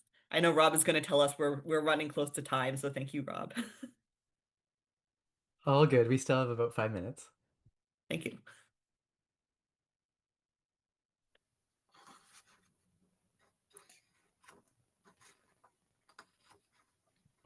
I'd also like to add to that about, I see kind of a double layer of interaction happening here between Violet and Oscar, because it's it's one thing to look on the surface and see, okay, Violet is doing her job as an auto memories doll, which is to be a transcriber. And Oscar really does have writer's block to a certain extent. He's on a deadline and he just can't get this play done for the life of him.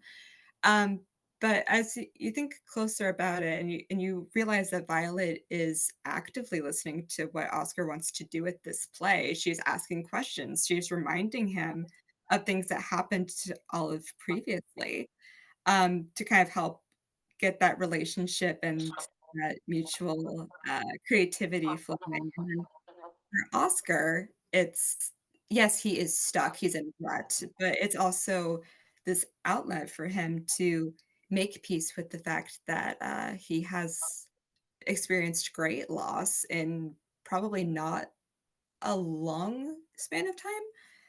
So, and that's just one of the many ways that Violet becomes this mediator or even a muse, really, to kind of help draw out those feelings, because she's there and she's kind of mirroring what's happening with him, because she's no stranger to loss and to trauma and to grief.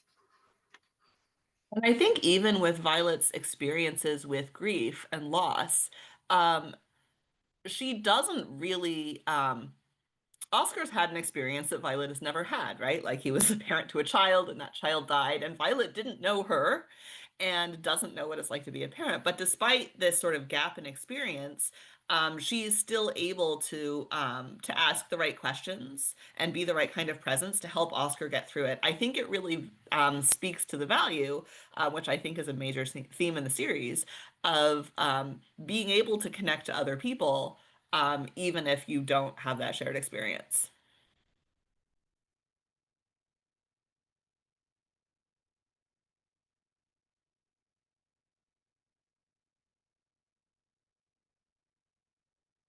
Yeah, I think that's a really great insight, Robert. She sometimes connects to others better than she connects to herself. And this is something that I've seen in a couple other anime series, where by helping other people, she's able to better understand herself and to, I think, embark on the healing journey that Bronwyn talked about.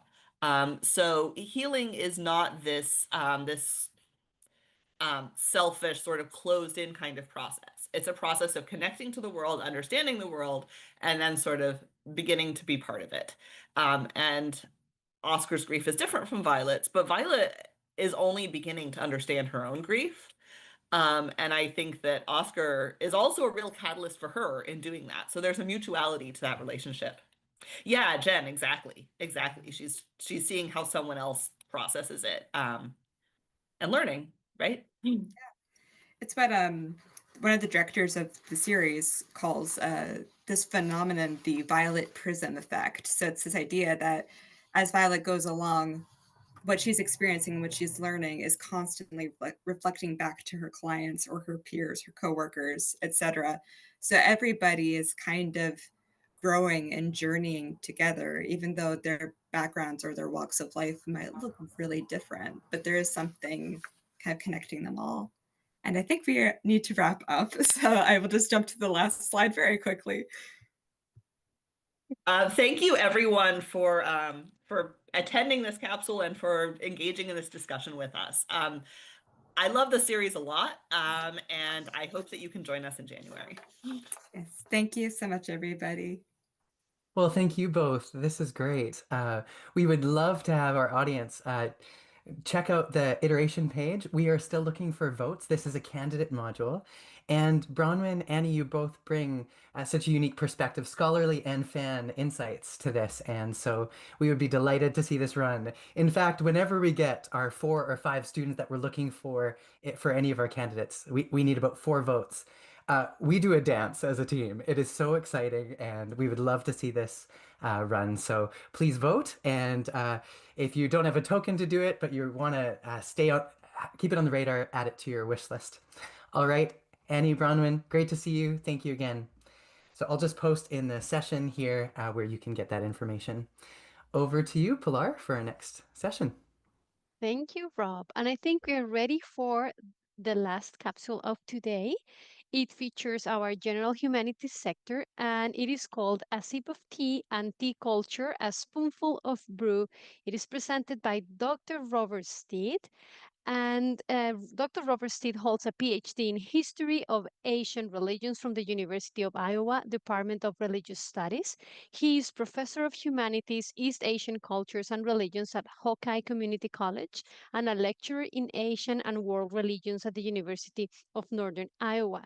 He is also a space preceptor, and he teaches not only Japanese language and culture and Chinese culture, but also topics related to Tolkien and Ursula Le Guin. Please notice that this capsule, I mean module, is a February 2026 candidate. And I think that without further ado, over to you, Robert. Thank you very much, Pilar, for that introduction. I do appreciate it. And I'd like to begin by saying that, yes, please do consider taking the Violet Evergarden module. It's an excellent series, and if you've not engaged with anime before, I think it's a really good introduction because of the beauty of the animation and the strength of the storytelling. Yeah. All right. Well, anyway, I should be promoting my own module here, which is A Sip of Tea and Tea Culture. And over the course of this module, we'll explore various aspects of tea culture.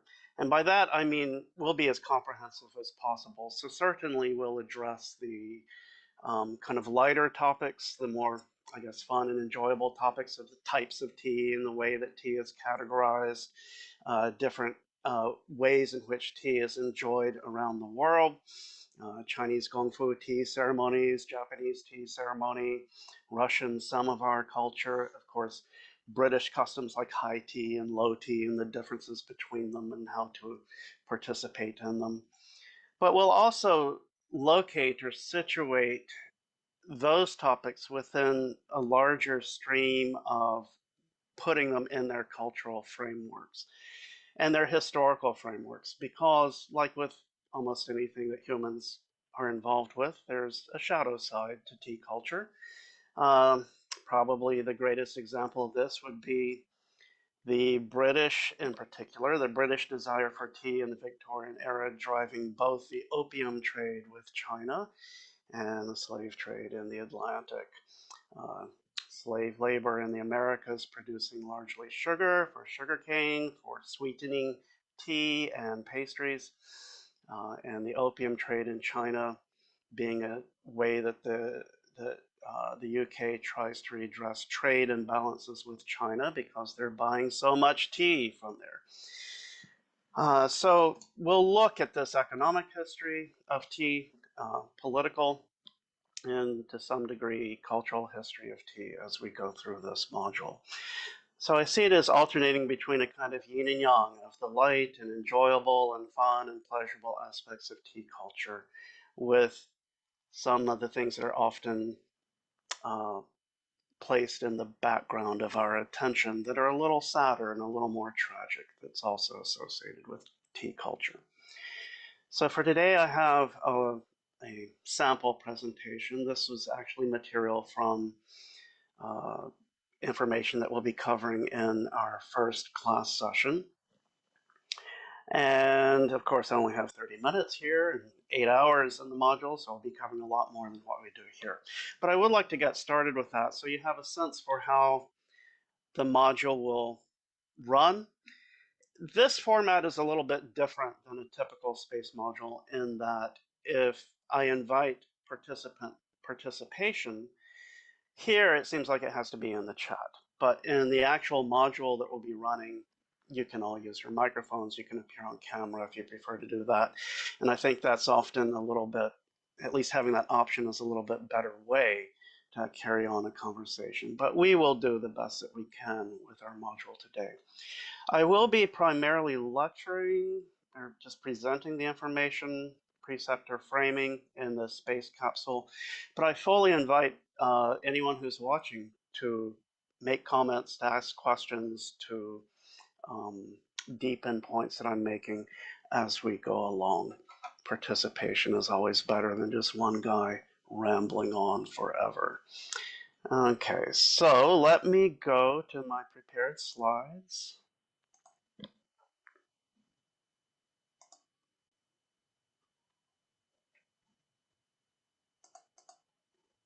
All right, so hopefully everyone can see this. If not, please do let me know in the chat.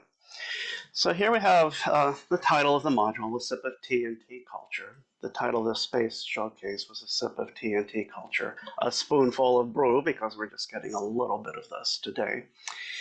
And my subtitle, for my subtitle, I have a quote here from relatively famous 20th century Chinese scholar of the humanities named Lin Yutong.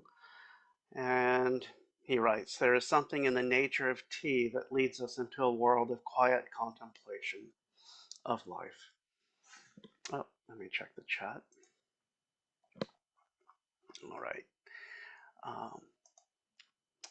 And certainly this is one approach to tea culture, right? Kind of a relaxing cup of tea, sociability that's often associated with it, right? Hanging out with friends, evening, and just kind of drinking tea and chatting. That's one modality of enjoying tea, and it's a very prominent one throughout East Asia. But of course, there's other modalities that tea can be engaged in as well. For example, you can get drunk from tea. I've never done that, but there is a technique for, in effect, getting high from tea consumption. And that's a very different kind of engagement with tea than kind of the relaxing conversation by the fireplace in the evening. There's tea ceremonies that can often be quite precise, that are designed to demonstrate both the host's state of relaxation and flow, their ability to move from one aspect of preparing tea to the next without hesitation. I'm thinking in particular of a Japanese tea ceremony here. But that's not exactly relaxing. There's a certain kind of formalism to that, which is in itself enjoyable, but it's not casual, right? Even though it's designed to make guests feel at ease, it's anything but casual for the host, right? And so there's all these different ways in which engagement with tea has been performed across cultures and at different times, and we'll be exploring a lot of this as we go along. So let's talk a little bit about the history of the word tea. I'm sure many of you have seen some version of this chart before, but the basic rule of thumb with tea-related vocabulary across Eurasian languages is tea if by sea, cha if by land. And this has to do with who's trading for tea from which parts of China originally, right? So tea, our earliest records of tea cultivation are in South China, especially in the province of Yunnan, which borders Vietnam, so it's in the far south of China, a very mountainous region. And the climate there is basically perfect for cultivating tea. So tea cultivation has its origins in the Yunnan region of China. And from there it spreads to other parts of China and then to other parts of East Asia and ultimately to the rest of the world. If tea is brought into a country or into a culture, into a civilization by an overland route, so primarily that would be through the Silk Road trading networks, then the word will be that's adopted in local languages will be some version of cha, right? So Mandarin word cha. If tea is first introduced into a culture by sea trade, with I think one important exception, but generally speaking, if it's introduced into a culture by sea trade, then the word will be some version of te, which is from the coastal region of China. You can see it, the blue dot on the coast of China there. And that's from the Ming dialect. So this dialect pronounces words quite differently from Mandarin, as you can see. And so, for example, like the Spanish are first encountering tea through sea trade. So the word that enters into Spanish for tea is te, right? It's based on that Ming word. The one exception for this that I think it's worth pointing out is in East Africa. So we have a lot of local languages here that incorporate the word cha into their local languages, meaning tea. One reason for that could be, as this map shows, that there's trade, particularly with Persia. Persia, the word is chai. And so that word gets adopted into East Asia. But I think there's something else going on here as well, because we see the blue dots in other parts of Africa, including Madagascar and other parts of Southeast Asia, Southeast Africa.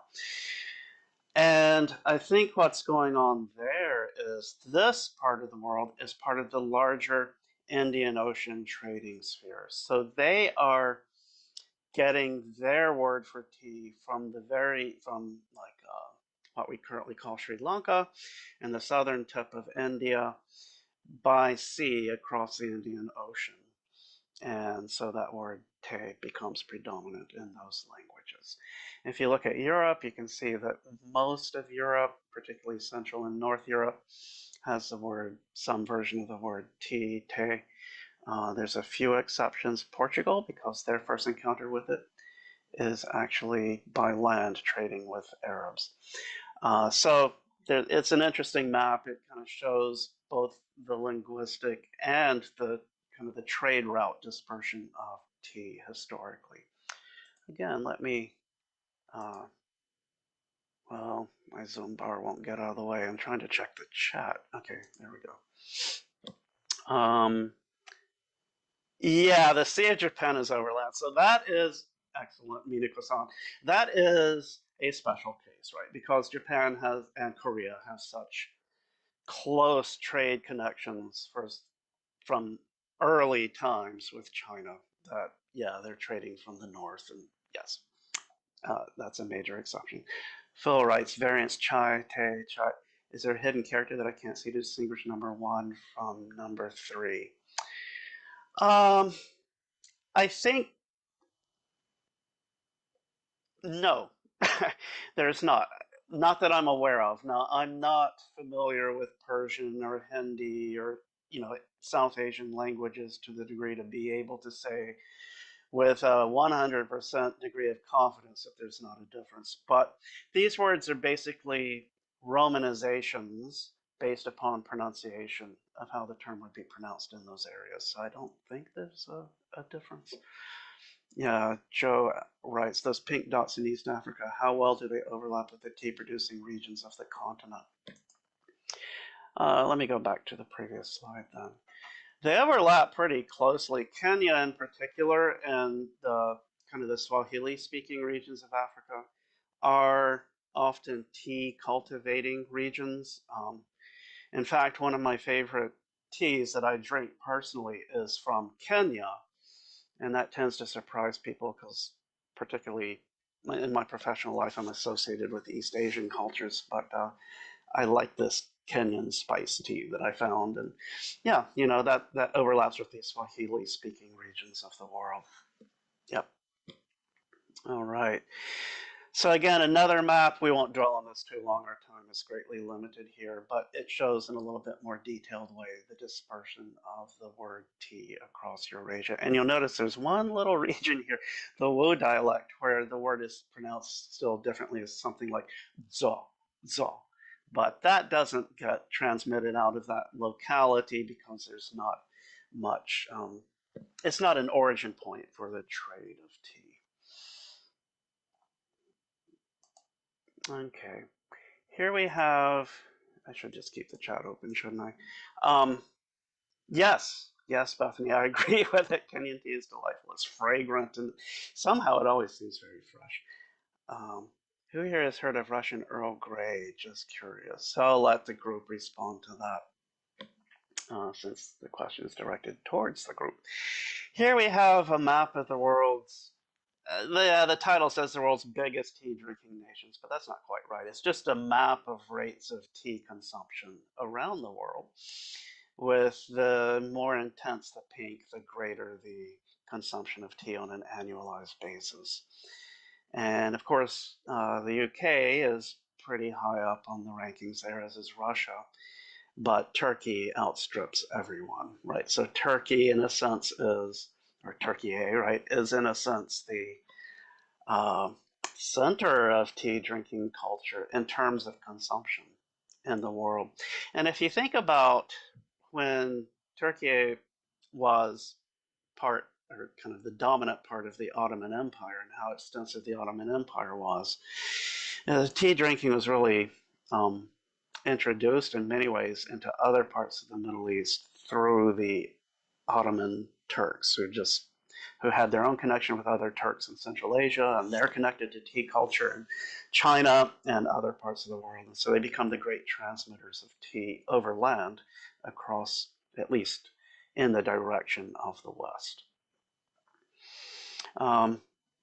China and Japan are relatively prominent, but interestingly, don't have the same rate of consumption as Great Britain, or certainly Turkey, or even Poland for that matter. So other drinks are quite popular in East Asia besides tea, even though we, I think, often associate tea drinking for historical reasons as being something that's really popular in East Asia. Most of Africa is gray. Does that mean we have no data? It could mean that. Actually, I never thought to inquire about that. I don't think it means we have no data, because there's other parts of the world that are also gray for which we do have, I think, good data. So I think it's just a sign that tea drinking is not a major practice in those areas. But it could be kind of a mixture where in some areas we don't have data, in other areas they're just not tea drinking cultures.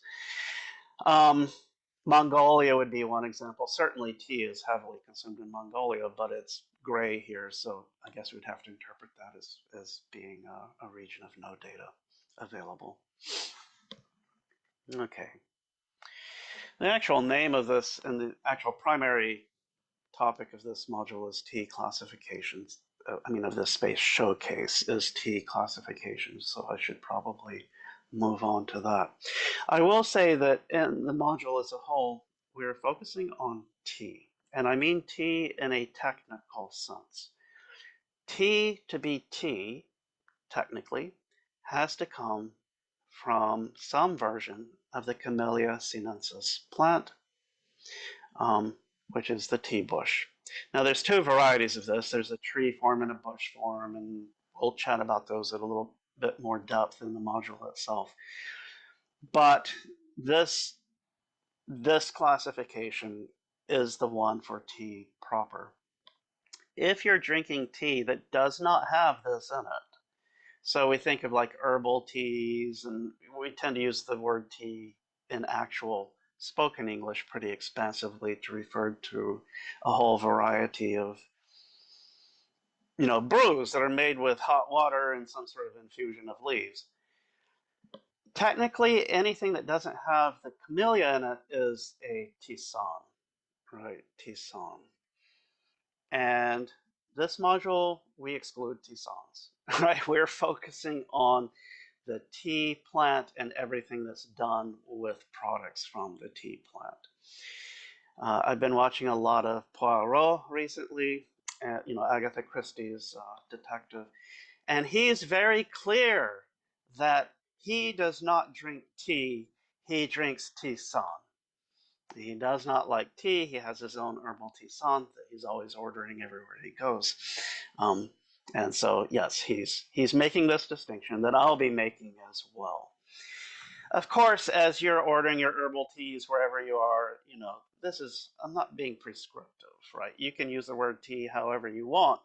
I'm just saying, for purposes of this module, I'm being very technically precise with it. Okay. Yeah, so perhaps so much of Africa is great because there's a lot of rooibos-based tea drinking. Yeah, so right, rooibos would not be part of this tea family. It's not from a camellia plant. Yeah, it'd be tisane. Okay, right, so I'm not going to dwell on these two slides too much, just a photo of our Camellia sinensis, various sinensis, right, meaning Chinese, from the Latin root for China,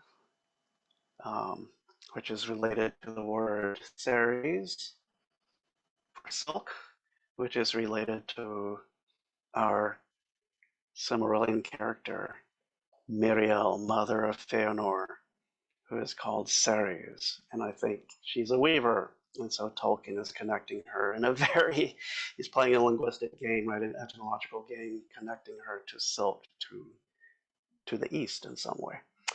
And this is our tea tree, Camellia sinensis variant assamica, which would be predominantly used in or cultivated in South Asian tea growing regions, so India and Bangladesh and the Himalayas.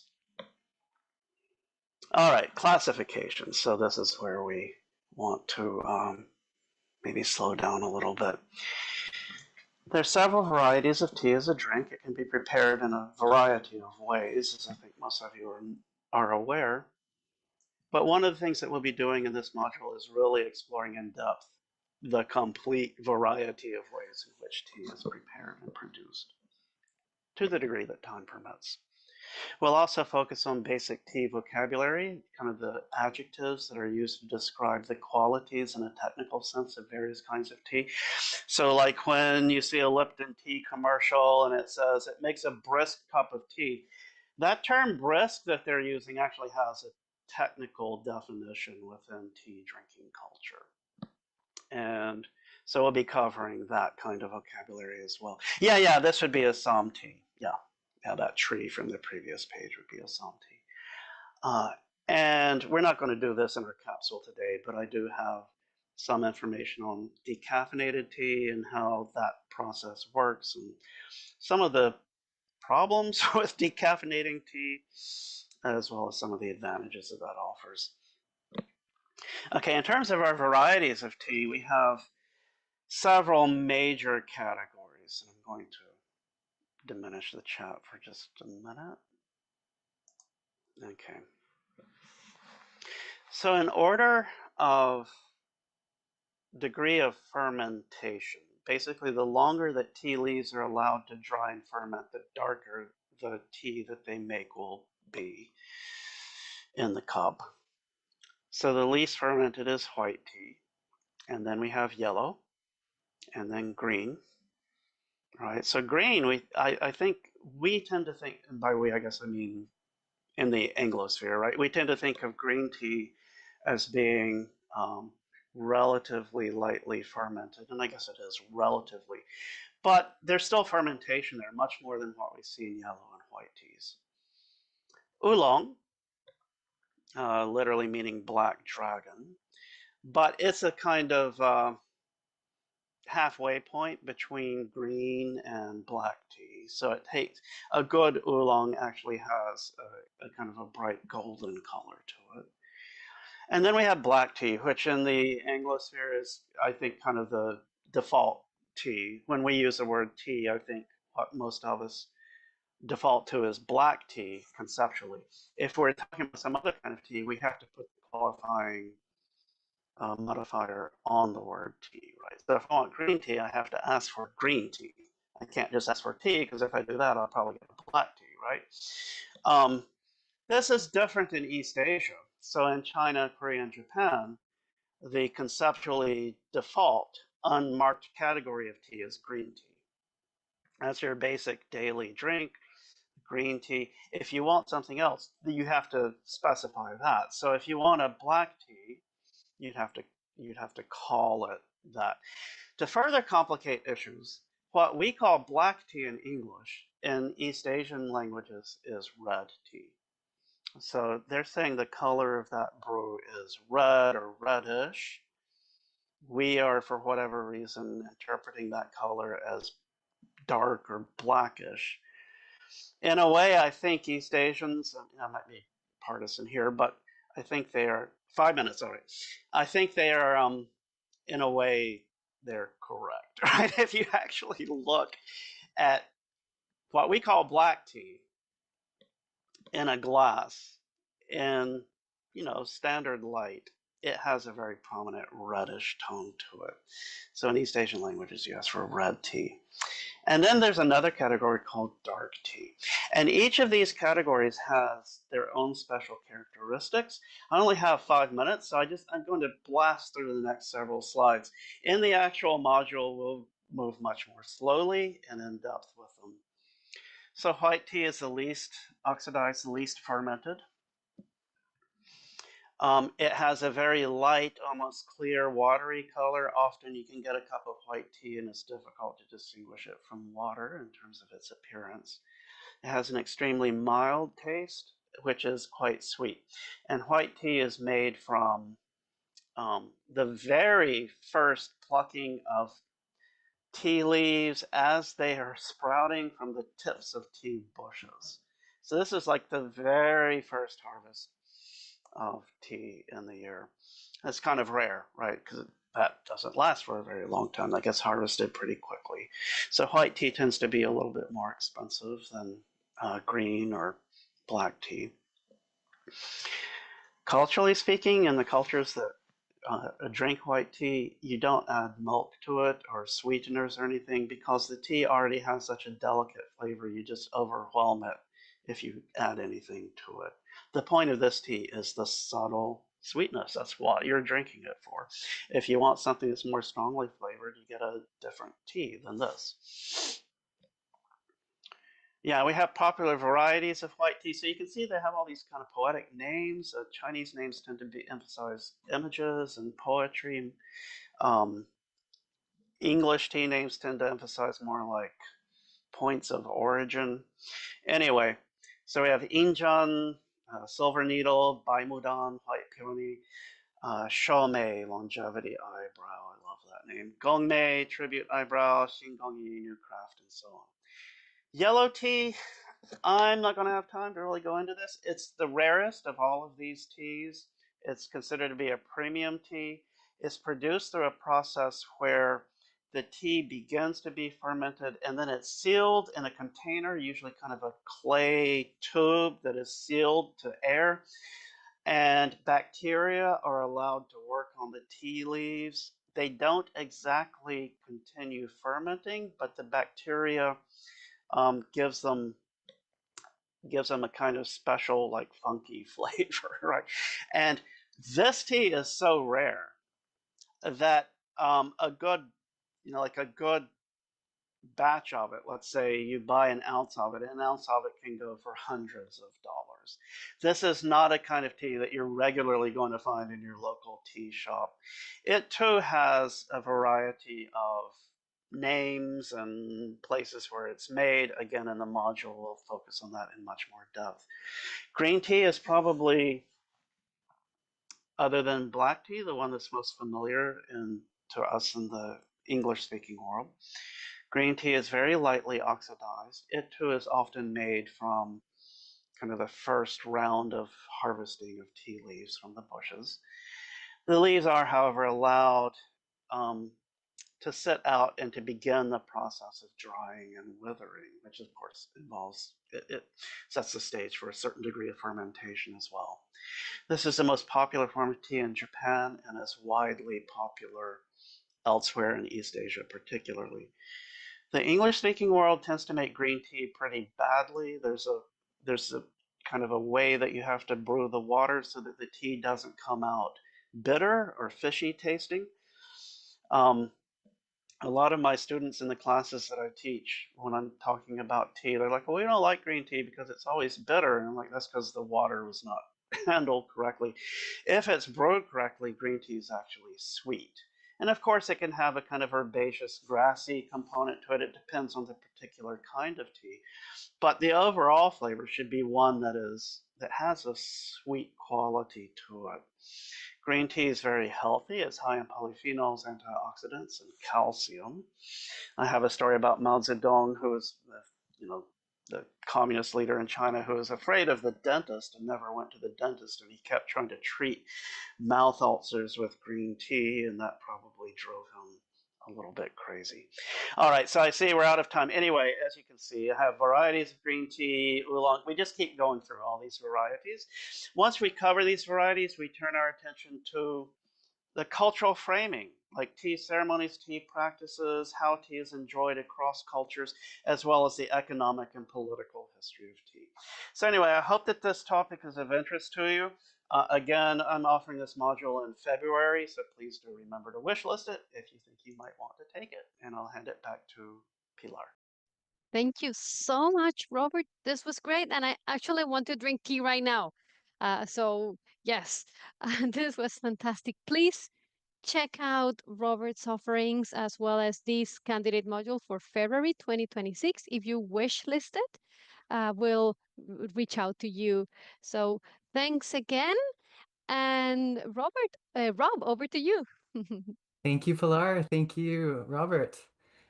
All right, so this is our lunch segment, and please grab your tea, grab a snack. We're going to be spotlighting our other sectors that you haven't heard from yet today. So our language sector, I'll be interviewing you, Pilar, for that. Our creative writing sector, interviewing Sparrow, Alden, and then just a general time for space updates, questions. So please, I invite everyone in the audience, if you have questions about space, generally anything specific, please post them into one of the various chats, whether it's Zoom, Twitch, YouTube. If you can post there, we can bring them up at the Q&A time. Then Pilar and I will end the showcase, and you are all invited at 12:30 to hear directly from our very own president, Dr. Corey Olson, where he will share the State of the University address. So in the meantime, I just invite you to pose questions as we go here, and then we'll take them up a little later. So that brings you back, Pilar. So you are one of our expert language faculty. So just a little interview. I'd like to ask you some questions about our language sector in especially here. So can you give us a sense of what kinds of language modules we offer in space? Yes, absolutely. So we have both historical and modern languages. For example, for historical languages, we have Old English, Old Norse, Latin, Ancient Greek, Middle High German, Classical Chinese, and we have even modules on Egyptian hieroglyphs.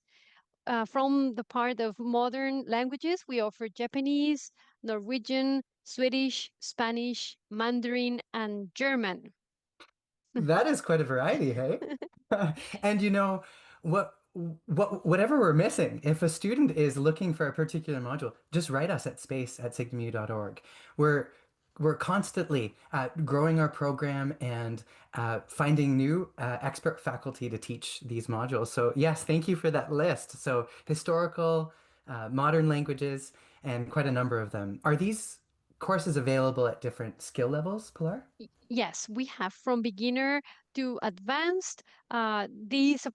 It applies to both our historical and modern languages. So there's something for everyone, no matter your experience level. Okay. And beyond language instruction, are there related modules, language modules that do something a bit different that students might enjoy? Definitely. If you are interested in languages and also in these languages' cultural and historical backgrounds, we offer that as well. We have book clubs, for example. For historical languages, we have modules like readings in Greek or Latin. We have readings in Old English and Old Norse, and these go for intermediate to advanced students. We also have modules that focused on cultural context. We have, for example, crash course on Norse myths. We have all Norse sagas in translation, Niall Saga. That's the correct pronunciation. Or we have Exploring Tolkien's Beowulf, the Monsters, and the Critics. So all this related to cultures, to those particular languages. For Greek, there are modules on language structure, classical mythology, philosophy, and for example, Greek tragedy such as Aeschylus and the Oresteia. And for modern languages, we also have book clubs, uh, 1 month modules such as Japanese through lyrics, conversational German and Spanish, and also prep courses for proficiency exams such as the JLPT for Japanese language and HSK for Mandarin. That's a lot. That's great. Yes. So variety, right? Just not just language instruction. Yeah. So who typically teaches these courses, Pilar? Okay, all our preceptors are experts in their fields. They're truly passionate about what they teach. They bring their own unique voices and styles to each course. Some modules we have the hybrid format, 4 recorded lectures plus 4 discussion sessions, and we also have fully live modules with 8 live sessions. Okay. And what about extra resources? While homework is always optional in space, each preceptor always provides additional readings and materials. And if you want to go deeper, there's plenty available in each class to go beyond the classroom. Thank you, Pilar, for that overview. That's excellent. What I'll do then is I'll just show everyone um, the sector page on BlackBerry. So to find these sector pages in the space section, you'll just find them explore our learning sectors. And so here is the language sector page. And what I want to invite you to see are the modules that get highlighted here. Actually, if you refresh the page, a different set of modules gets highlighted. And it's just an opportunity to see some of the breadth and depth that we offer here in our language sector. But if you scroll down further, you can see our current and upcoming language modules. So this is what we have been running in November. Readings in Old Norse and Advanced Old English series. Just to go to that point you made, Pilar, we have for beginners and for advanced students. And so more advanced language courses here in November. In December, Japanese through lyrics and readings in Middle High German. In January, we have Old English, our advanced series, but also a way to jump in to Spanish with you, Pilar, to Middle High German. It, it, no prerequisites necessary. These are ready for jumping in, and if you are interested, these are candidates. So all we're looking for is your vote. Add it to your wish list. Let us know that you are interested in joining one of these beginning cohorts. In February, we've got also new section Japanese for beginners and Old Norse. And then in March, Old English. So it gives you a glance of what we're looking ahead with. And so if you want to jump into any of these, please add it to your wish list so that we can keep in touch. Well, thank you again so much, Pilar. So then we wanted to do a spotlight on our creative writing sector. So I'll just jump to that page here, and I'm going to be inviting Sparrow Alden. Yay, there you are, Sparrow. Nice to see you. There I am.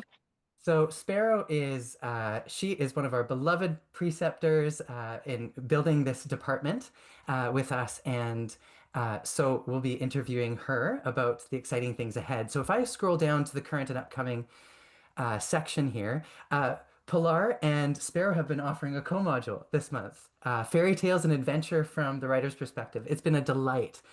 And in December, we have Creative Writing Workshop. This is one of our flagship modules, ready to jump in with your stories, any stage of those stories. And then January through March, we have a series of candidates, which has this little cluster tag here. And we're very excited about this. This is a 3-month experience. And we have emotional stakes in January, making the scene in February, and discovering novel revision in March. So, Sparrow, what is this all about, this cluster? You have already hit on the essential thing people should know. There are workshops, and there will be one in December, which is about actively bringing a project into the classroom and getting feedback and share and listening to other people's projects and giving them feedback in encouraging these stories. We have workshop modules, but this cluster coming up is craft modules, where for probably 6 out of the 8 sessions, we will bring up techniques, tricks down at the how do I construct this sentence, to how do I make sure this reflects the theme in the way that I want the story to grow. We will bring up techniques and things we've learned, and then discuss, and then have in-class writing exercises. Now, these are for sapling stories. The cluster is called the sapling cluster. And that means that the story isn't a little tiny baby. You've developed a first draft ish, and it's ready to be shaped. For example, in emotional stakes, Carol Oliver and I are going to talk about how do we invest the reader and their feelings and Mhm. suspense, right? And their sense of wonder or mystery, whatever the writer's goal is. And then we'll do some small in-class exercises. Now, if you write within the context of your story for those exercises, look, you've got some little pieces that you can take back into your project. Or if it doesn't quite fit, just do a little idea, just to practice. For example, certain types of paragraph structure, which we know changes readers' experience. Interesting stuff.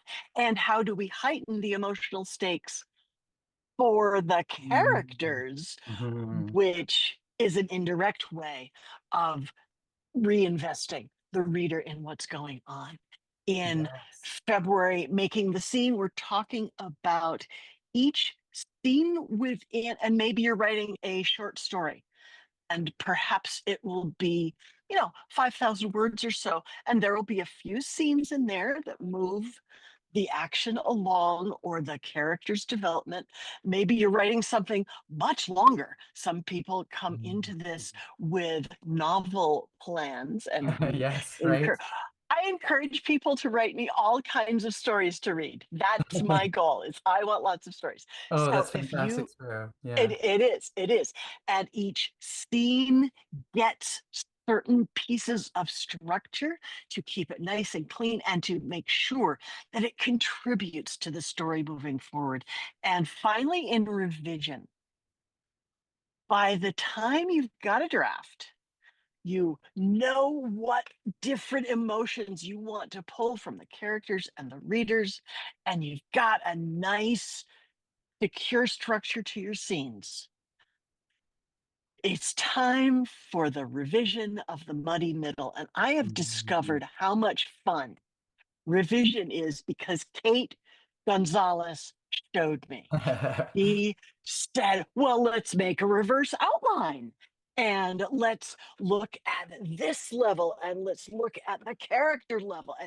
And I get very excited about revision now because I can use so many post-it notes when I revise. Right. It's this is what I do for fun.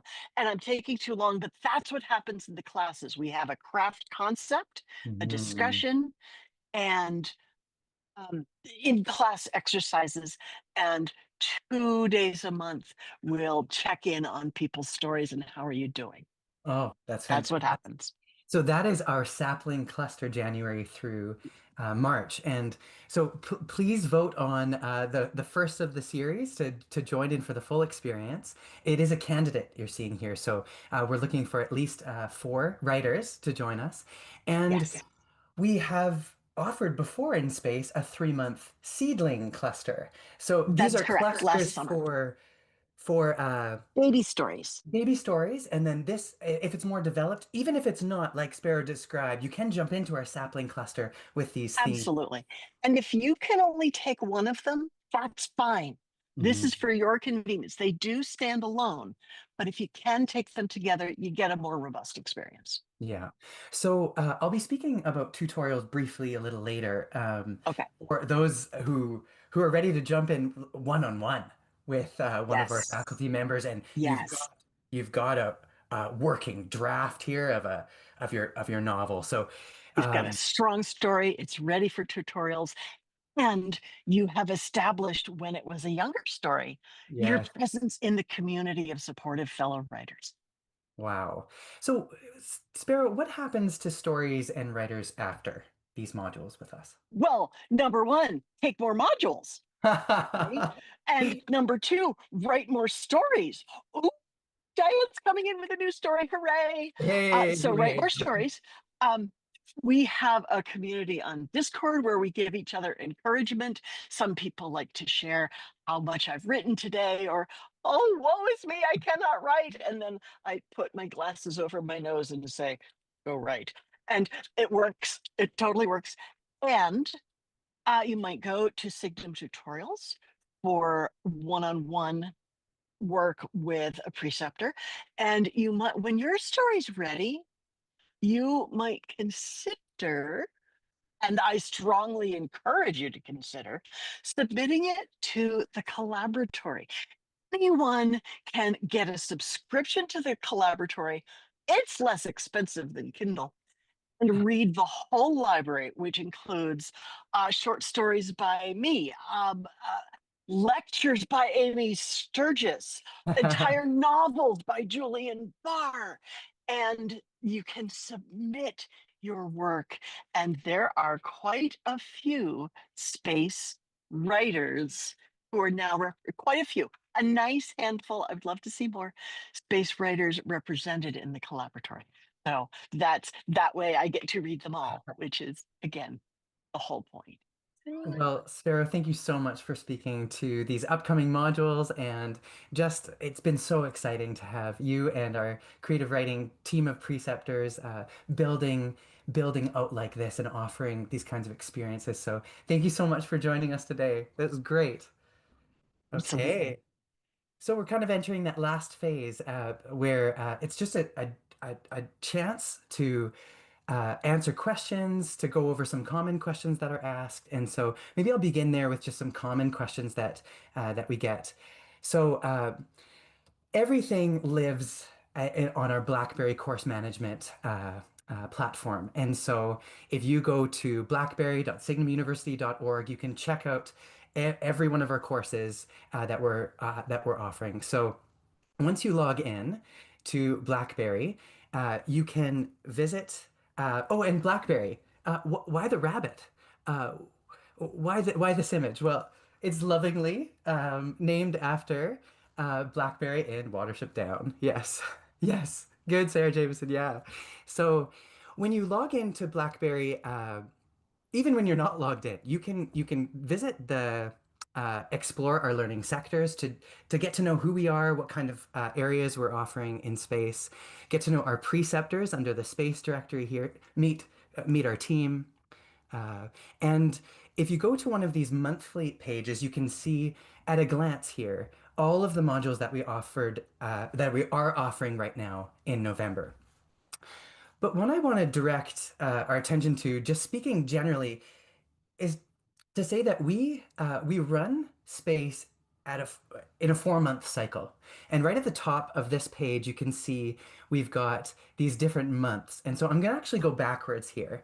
So February 2026 is our spotlight month. And this is the month that right now we are building the course list. And how are we building that? Well, we're building it based on all of the wish listed modules that students are putting down. So if you are wish listing modules with us, it really helps us know what you're looking for. And so if we can combine student interest and availability of preceptors, that's what we're building in our Spotlight Month. And already there are candidates listed here that you can already vote on. It's just when you go to this page right now, we're building it right now. So that's our Spotlight Month. We don't have our full list there, but already it gives you a sneak peek and you're able to do early voting. So I've spoken about voting. Our voting month is our complete month of candidates, and in this case, it's in January. And you can already see that on the status here of some of our modules, many of them are candidates, and some of them are confirmed. And so, what does that mean? Well, if we go to candidate module, you'll see this blue box, and this blue box communicates. What our students have already been doing. So they've already voted for this particular module, and we just need two more votes for a history of the Vikings, the Scandinavian homelands with Dr. Irina Minea. And if you have a token, which you can purchase on the left side here, one token allows one module in space. And so if it is a candidate module, and you have a token, you can click to reserve your seat in a given module. And we need four students, at least four students, to be able to confirm any of these modules. As soon as we get four, we dance because we can confirm another module. And so, and if you're not able to take a module or a particular module yet, you think, oh, okay, I'm still waiting on financing, please add it to your wish list. We will keep in touch with you. To do that, simply add, click the button down here. And when a module on your wish list is when we see a module wishlisted by you and are offering it, whether as a candidate or as an confirmed module, we will be in touch through email to let you know that that is happening. You'll hear from Jenny Goslin.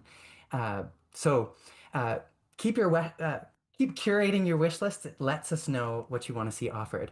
Well, our voting month usually has a deadline. So for January, we're looking to settle out the votes. If I go back to January here,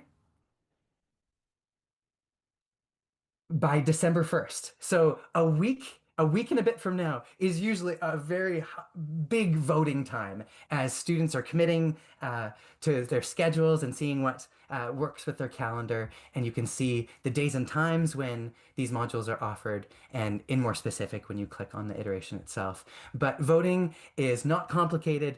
You just need a token, which you can purchase at the side here. And you can purchase it uh, in different pack sizes. So if you're new with us, you might just want to be trying a module with us for the first time.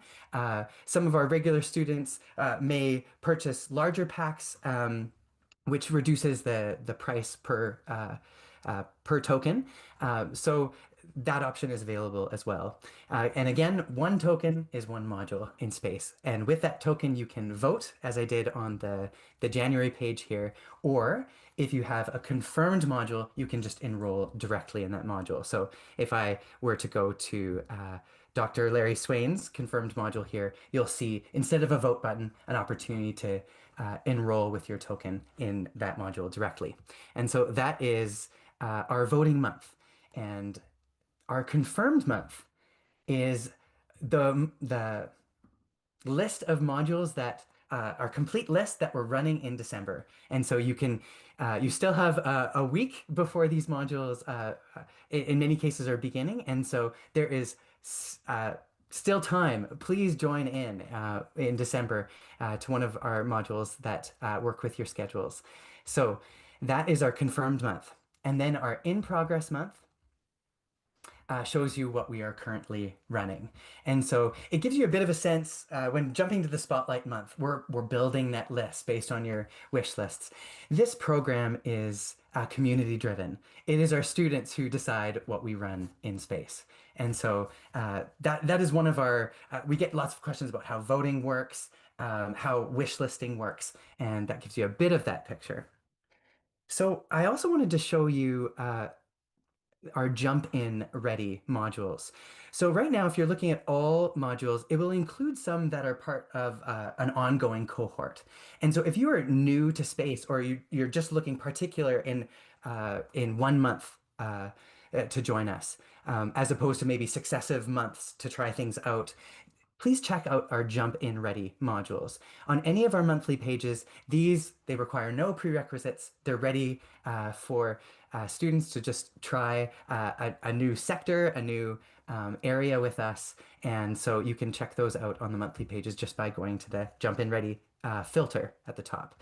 And then for our ongoing students that are part of cohorts, there is that filter there for students that are part of series that have been running in successive months. So that is our Jump In Ready section. Now, as part of the showcase and in celebration, we're constantly building this program with our students, our preceptors, and we want to announce a new sector of study with us. So if you go to explore our learning sectors, you will see among our list here a new section, and it is our living arts sector. We're very excited about this. These are modules we have been already offering some in November.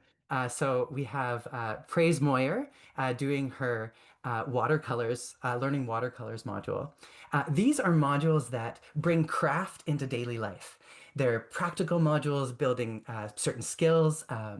And you can see if you scroll down what we're offering in upcoming months as well. So we've been offering watercolor painting this month, uh, preparing for the year ahead with Kelly Fancher in January, embodied speaking, comfort, dynamism, and connection for any talk in February, intro to piano in March with Jack Shabert, and with Pilar, the art of seeing, your toolkit for understanding art. And this we're looking at offering one module in this sector per month, and so please check it out if you're interested in one of our practical modules for daily life, creativity in motion. This is our living arts sector. You'll also see uh, we've been sharing a little bit about Signum tutorials, and this is a program we just launched earlier this spring. And it is for students that instead of a small group learning, you might want to do one-on-one learning. Maybe you're working on a big project. This is where we combine you, particularly with one of our expert faculty. And you can see that we offer a variety of concentrations. So if you scroll down, we have what we say 10 concentrations. And really we can work with any one of your creative works, any one of your projects. Maybe you're writing a novel and you want to work just one-on-one with one of our creative writing faculty. Um, whether you're into publishing, we have a number of possibilities here. You may have a project that you read this list and it doesn't seem to fit one of the 10 concentrations here. This might be an interdisciplinary or unique project. Like we do in space, where we're building out, we want to work with you. And if you have a project that you want to work one-on-one with one of our faculty, we would love to see you in tutorials. And so the first step is just fill out our student interest form. We want to hear about your project. We want to tailor this experience to you. In some cases, we've had students meet for an orientation session. You may have a multidisciplinary project, and you may want to work with a variety of preceptors over the course and many stages of your project. And so an orientation session, we'd be happy to schedule that with you so that we can learn more about your project and how best we can support you with matching you to different mentors or tutors along your project journey. So please check us out on our Signum tutorials here and fill out our student interest form if that interests you to work one-on-one with one of our preceptors. And again, you can check our preceptors here and get a taste of their different expertise as well. Or maybe you're coming from one of our space modules and you want to dive deep into a particular subject with one of your preceptors one-on-one, or coming from the master's program, anywhere. we would love if you are working on a project, if you're developing a talk for a moot, if you would like to work with us one-on-one, we would love to hear from you in our student interest form. So we have a little bit of time here before we pivot. Oh, 1 minute. So I invite you to continue asking questions in the chat. We will get back to you. So if you have a question from us, even if we can't take it live, because I took a little bit too much time there, Corey. It's all good. No. I mean, like, Rob, I mean, you have to understand. I mean, I think everyone listening understands that you're operating under a different model of punctuality than I normally do. So, like, this is, come on. It's like, oh no, we're only 1 minute early. Oh,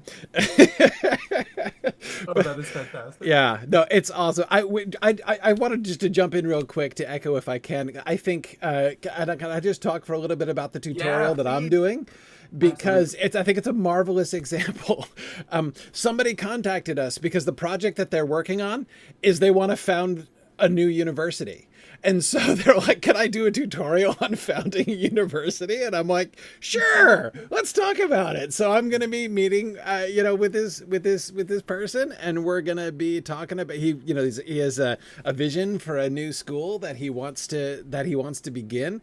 And I'm like, well, okay, we've done that. So let's work. It's a fun illustration of like anything you want to do. We can, if we can find, if we have connections with a faculty member who can help you, we will help you. And it is the beauty of this program. The Signum Tutorials is like the final touch of, like the complete, like the unrestrained nature of space, right? That we can, I've been joking, like we can teach almost anybody anything. Well, now I kind of can teach anybody anything in space, and it is great fun. Well, yes, Corey. Maybe what we'll do is we'll officially end the showcase. Pilar and I just have a few final words, and then we'll turn it over to you, Corey. And I want to invite again. I'm certain I must have missed some questions. Jenny has been compiling a little bit of a list too. So please reach out to us at space@signumu.org. We love hearing from you and building this with you. I want to just personally thank all of our audience today. You've been wonderful. Our preceptors, as I've said before, you are the heartbeat of our program. And as we close things off, over to you, Pilar. Now, I think I want to thank everybody on behalf of the space team. I think it has been a great taste of what space is all about and what we have in store for you. So I think that before we transition to the State of the University address with Dr. Corey Olsen, we'll do our final booster coupon draw. Yes, okay. Excellent. So what is a booster coupon? Well, a booster coupon, it lets you take a module with us for $100 off. And so we're going to be doing a draw. And for this draw, we've entered all names of folks who have voted for one of our candidate modules in January. So from that list, Jenny, can you pick a name for us? And please join me in a drum roll for our final draw for a booster coupon. Okay, Jenny. Okay, we have Graham Cheadle. Congratulations, Graham. Nice, Graham. Yay. So you're going to hear from Excellent. Jenny, and you'll see a booster coupon added to your BlackBerry account today. Graham over there on the west coast of Canada. Not Yes, right? not close to you, but not all that far either. He's over in Vancouver. He was our host for Cascade Moot. So Oh, yeah. yes. Okay. Wow. So final words, Pilar, as we turn it over. Absolutely. We can't wait to see you in one of our upcoming modules. To explore courses, visit blackberry.signumuniversity.org to see what's coming in December and beyond. And if you have any questions along the way, just email us at space@signumu.org. Thank you again for joining us today. And now over to Dr. Olsen for the State of the University address. Thank you so much. Thank you, guys. So here's what we're gonna do real quick. I'm actually going to pause the stream for a second. I'm gonna stop the stream and then start it back up again in like 30 seconds, because that makes the video segments a little bit more manageable and everything. After years of doing like day-long broadcasts like this have taught us that it saves our wonderful digital media staff a lot of pain if I stop the stream every now and again to let things begin in a new segment. So I'm gonna end the stream here, where we've been streaming on Twitch and YouTube as well as on our Zoom channel here. And so I'm gonna stop that, and then I will, as I say, start up again in about 30 seconds or so, and we will proceed to the State of the University address. And if you're connecting on Zoom, please join us at Twitch. Yes. Yeah, go to twitch.tv/SignumU, or go to YouTube and find the Signum University YouTube channel there. Yeah. Great. Thank you, everyone, for today, and looking forward to connecting with you more. Thank you, everybody. That was so Bye. wonderful. We'll see you guys in space. Hey, see you in space.